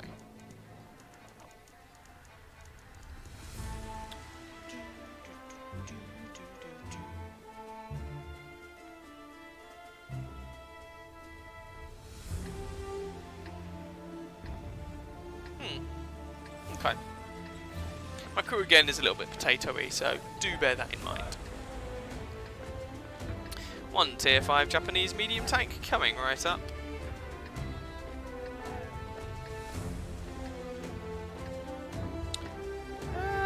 Yeah, you can tell it's getting late. We're down to sort of 3 people.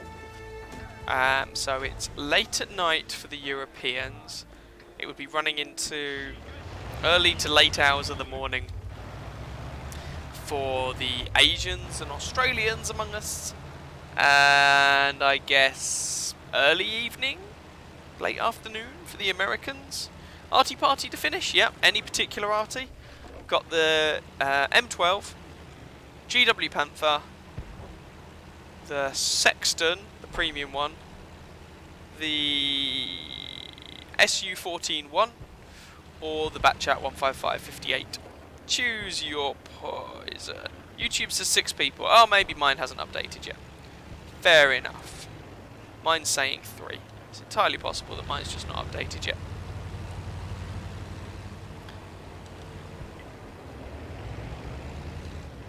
The only reason I wasn't playing artillery is because I played them earlier on, but I'm happy to play an arty game to finish. That is absolutely fine.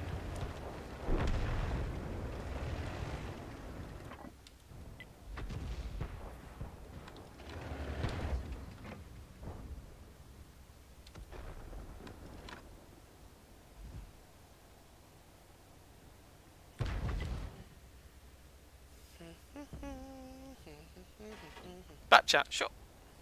Sure thing.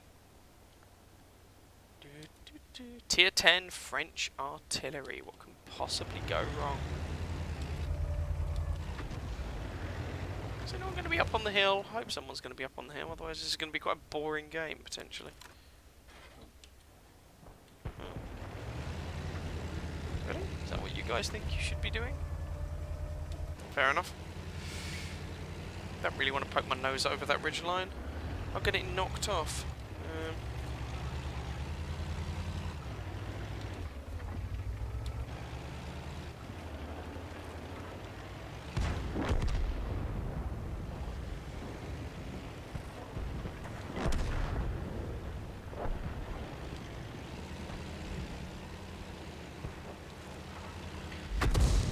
Okay, I'm spotted and they're trying to kill me.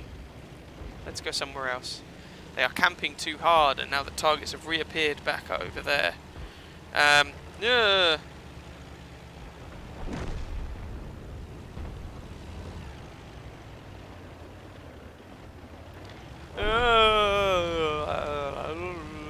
Okay, let's go back over here and try and do something useful. Because I've done very little so far. A little bit of assistance, and that's about it. Well, they've nicely demonstrated why you don't try and use that position, though, I guess.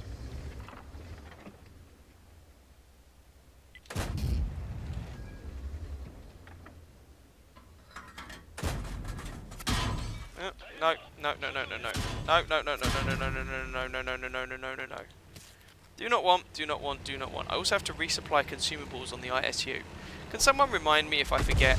Resupply ISU consumables, otherwise I'll go into battle without a medkit again, and that would suck. So let's not have that.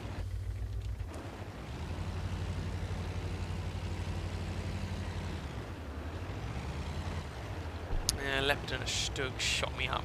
That's sad. Leopard's using pop-pop gun. The single shot. There's no one over here. Can you, right, fine. No. Too slow to the party. That makes me sad.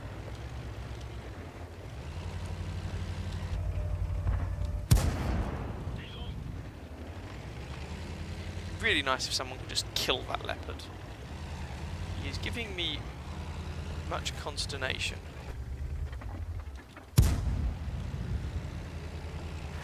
And I believe he wants to try and rush me.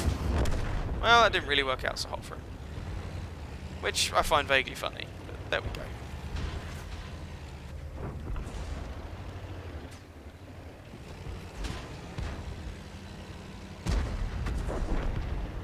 And we appear to be losing this now, which is problematic because all our campers died.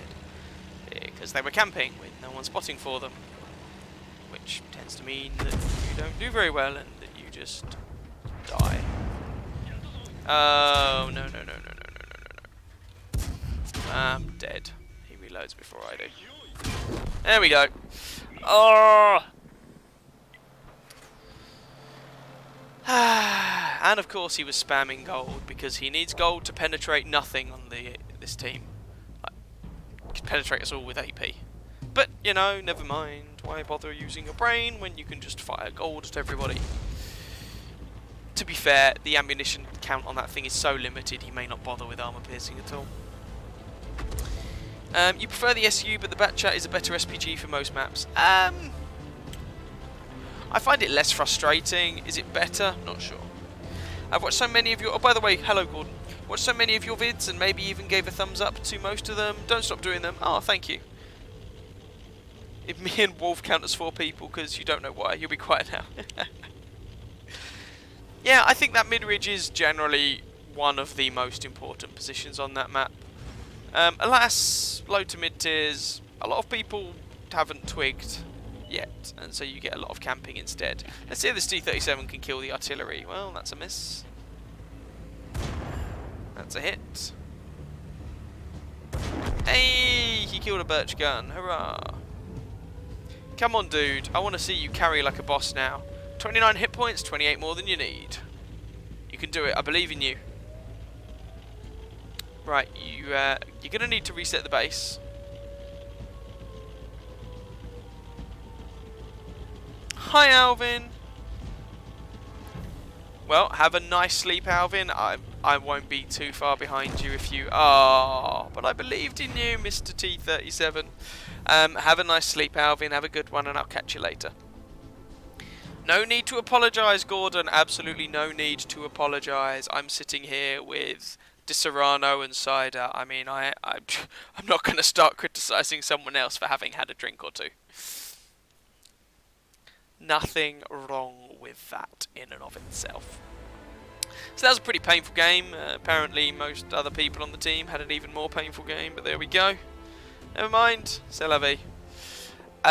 Right, so last game of the evening, and Wolf was after some artillery, and thus we've ended up at the Batchat 155 58. Sorry, now this could go hideously wrong.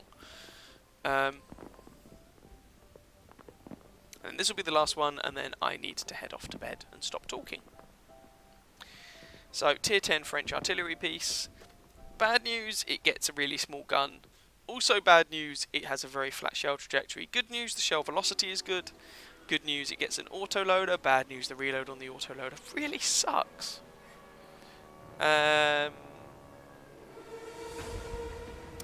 Yeah. Paris. Not really the map I wanted, not gonna lie. Well, we will do our best. What is my mission in this thing? Stun enemy vehicles for 200 seconds in total. Allies must destroy 3 enemy vehicles stunned or immobilized by me, and then I have to basically do 3k damage for the other one. Well, the 3k damage is probably not gonna happen. I mean, neither of them are likely to happen, but the 3k damage, yeah, nah. If we manage half that, I'll be quite happy. Other good news about this thing, it gets a fully rotating turret, which is nice. And it's mobile, which is also nice.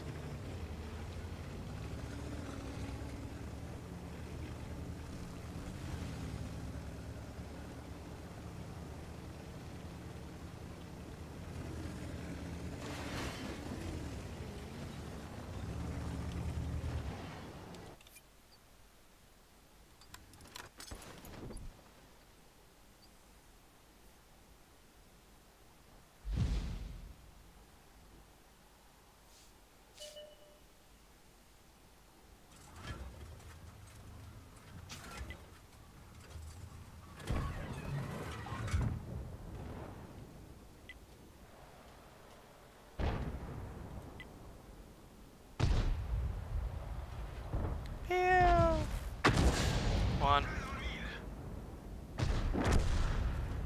Oh, he died for it. Well, that's something, I guess. Don't really have a shot on the Batchat. K-pop Panther, not so much. This is where the dubious shell arc comes in. If that T-32 gets spotted, however. Oh, no, he's moved. Oh, fair enough. I'll check chat again in a moment. when I'm reloading my magazine or something. No.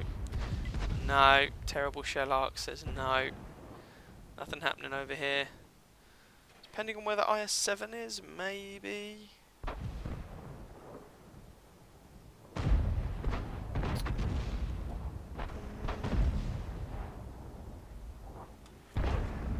No, I'm never going to get a shot on that gorilla.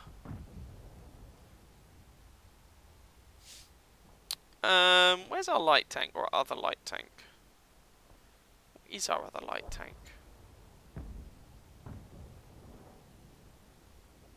Oh, we got a K-pop who hasn't turned up yet. Beautiful caravan, IS-3 Oho, Tiger 280. Oh, no, our light tank is dead. Never mind. The enemy light tank is not. Ha. Okay, we only had the LT, who was, let's say, a little bit enthusiastic.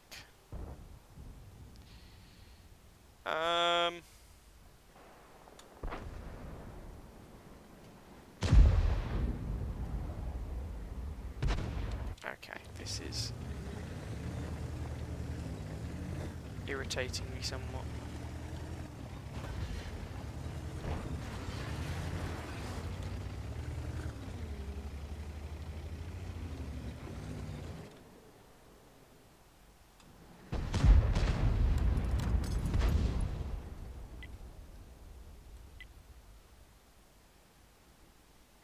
This is a bit of a dodgy shot, but we'll have a punt. Oh, that one just hit a building.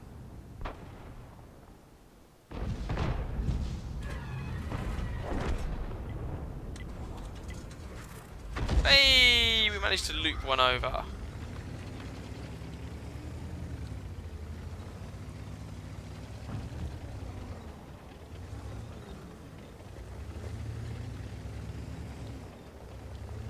Be easier to make that shot from where I was, but this should be easier to make a shot happen on the third and ah.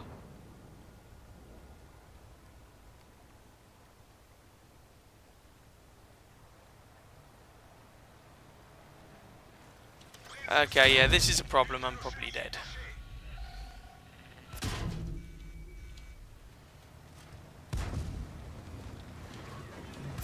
No, damn it.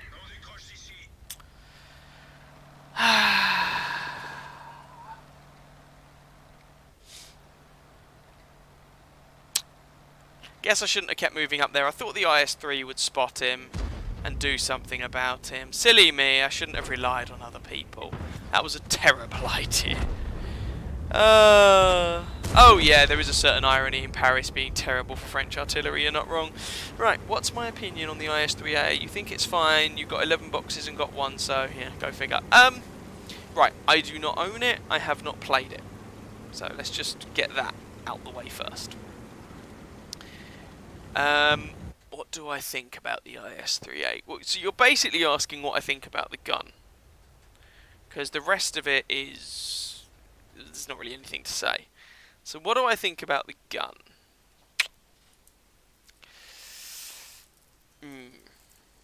Okay, firstly, let's compare it with an Italian auto-reloader to give it some context.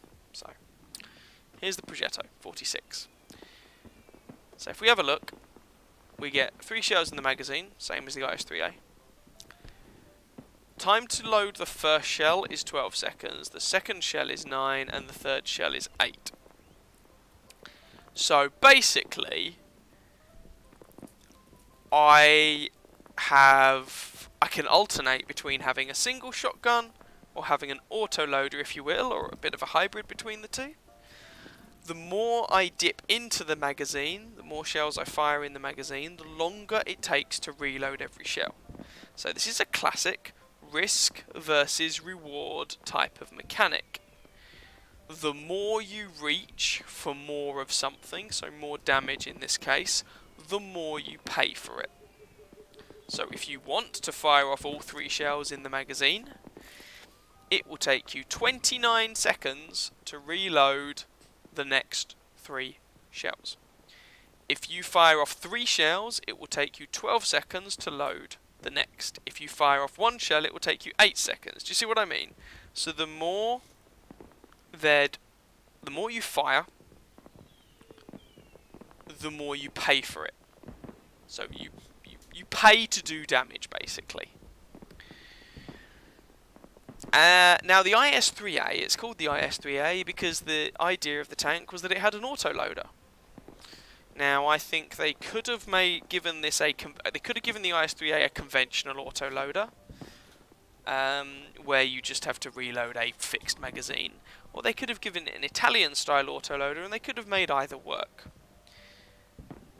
What they've actually done is given it the shortest reload when the magazine is completely empty.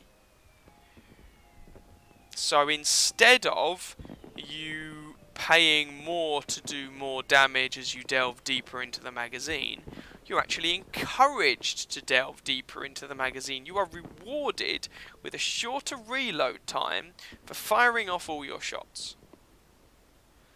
Now, I'm not commenting on whether the tank is balanced, overpowered, underpowered, because I don't honestly know. But that fundamental concept where you go from having a larger cost to receive a larger reward, and you go from that to having a smaller cost for being greedy, that, I think, is a poorly thought out idea. I do not think that is a good idea. Now, so yeah, could it be an interesting kind of mechanic? Maybe, but I don't think they should have tried it out with a gun that has 390 alpha at tier 8. And I think even if maybe the mechanic could have been interesting, but I just think it's a bad idea. I think you should be rewarded. I mean, I think you should have to pay for getting a thing. I mean, that's fundamental to balancing anything, right? Otherwise, it just doesn't seem to work. Oh well. Yeah, Wolf summed it up. The IS-3A used to have a standard autoloader. They buffed it because it was unpopular. Pay to win makes money. Again, as far as I'm aware, correct me if I'm wrong, I've never owned it, but as far as I'm aware, the IS-3A, whilst historically it was supposed to have a autoloader, in-game it didn't. It just didn't have a loader, which made it really awkward for crew training. They gave it a better reload compared to the regular IS-3, so you had worse gun handling, but a better reload, but you couldn't train a loader. But anyway, yeah. I have no problem with them tweaking or buffing the IS-3A as it was unpopular. Again, we go back to a discussion I had about premium vehicles a long while back. But anyway, those comments withstanding. But it just sounds like it sounds like the sort of thing you do when you're running out of ideas and you want to give a tank a bit of flavour to make it sell lots because it was previously unpopular. But you haven't really put much effort into it.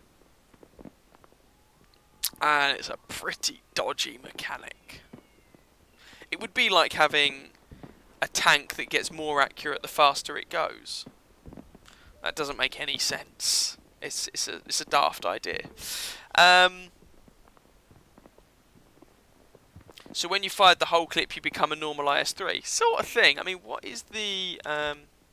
Sorry, just out of curiosity, I'm just going to compare. I might be able to do it in game actually. Right, let's have a quick look. Let's compare. So, get rid of that. Okay, well let's find my IS-3. There's the IS-3. So we're going to compare that. And let's compare it with the IS-3A. Tier 8. USSR. Heavies. IS-3A. Right, let's just configure, so let's get rid of all that, let's just make it a flat 100% crew, no equipment or anything, just so we've got the same thing for each top configuration. Cool. Configure, 100% crew, none of the shinies. Okay, fine. Sweet. So, let's have a look at what we got. Right. So, same alpha damage. Technically, the IS-3A gets less penetration, but it's there's not much in it. To all intents and purposes, the same penetration. Basically. Okay, so we've got that. Now, I'm pretty sure the IS-3A fires APCR ammunition as standard.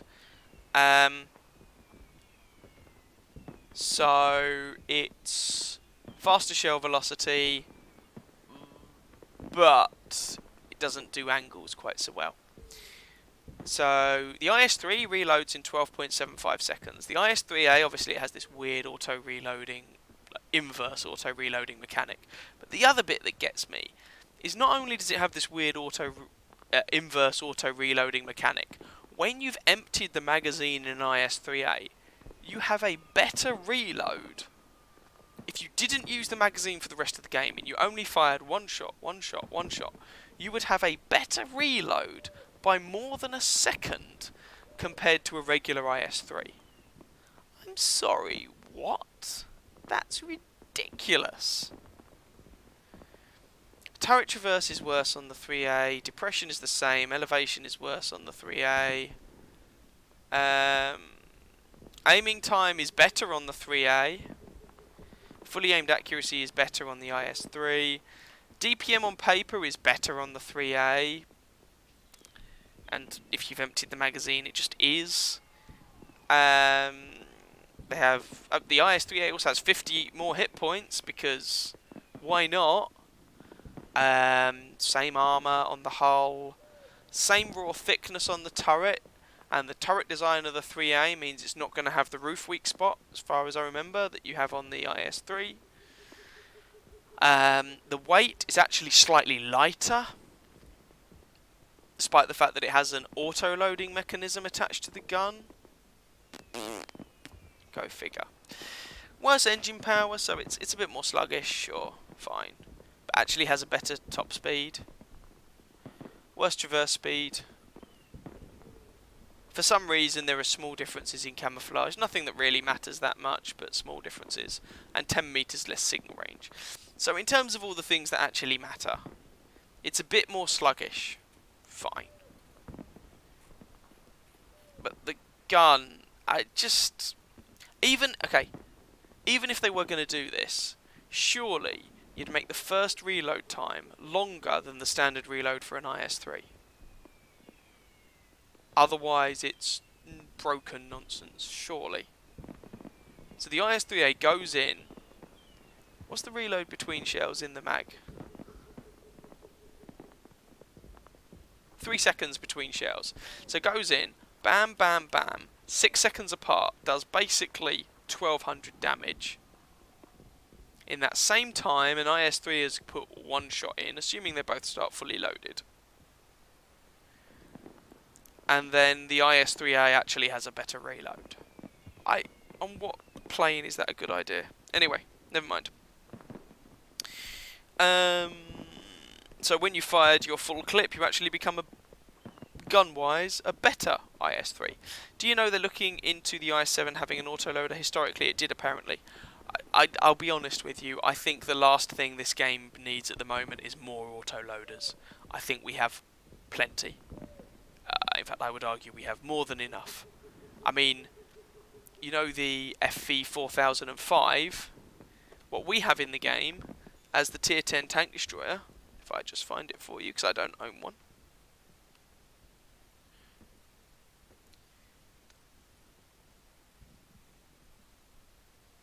We have the Stage 2. Stage 1 had an autoloader. But anyway, I said I needed to disappear, and I'm going to. So, sorry? Oh, has our kitten been going after that blinking thing again? Oh, for goodness sake.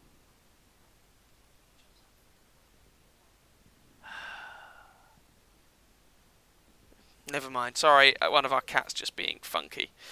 Forget the stats. It's laser accurate. Yeah, go figure. Anyway, what I was going to say is we have the Stage 2, FV4005 Stage 2 in the game. If you want, I mean, they could put the FV4005 Stage 1 in the game. Guess what that has?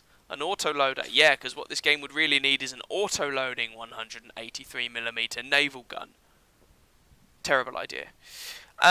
Anyway, you're going to go and have a game in the Scorpion G and E25 Loot Crate Booty before you retire to bed. Now you complained about OP premium tanks.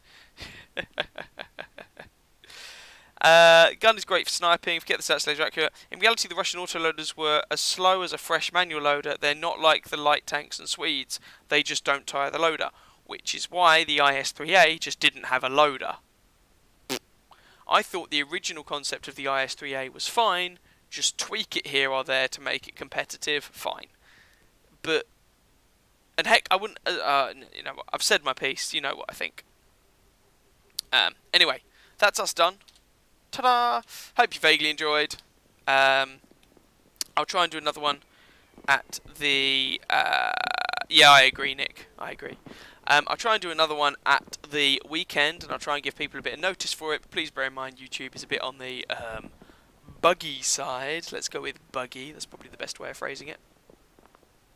So, yeah, there we go. C'est la vie. So there should be another stream before New Year actually hits us in the face. Hopefully. And I hope you all had a lovely Christmas. Ate too much, drunk too much. Whatever, I hope you enjoyed it. Enjoy. I will catch you guys in a video probably, because I am going to try and get some videos out this week. I know, it'll be a miracle. Frabjustay, Kalu Kalay, he chortles in his joy. And I will see you guys then. Good night, Chip. Have a great new year. Don't forget to feed the cats and Loki. I shall. I've fed the cats for tonight. And Loki, yeah, she's a bit ill, so she probably does need feeding occasionally at the moment. Anyway, thank you very much, guys. I'll see you guys later. See you, Nick. See you, Wolf. See you, Gordon. Ciao, ciao, chaps. Have fun. Ta-ra.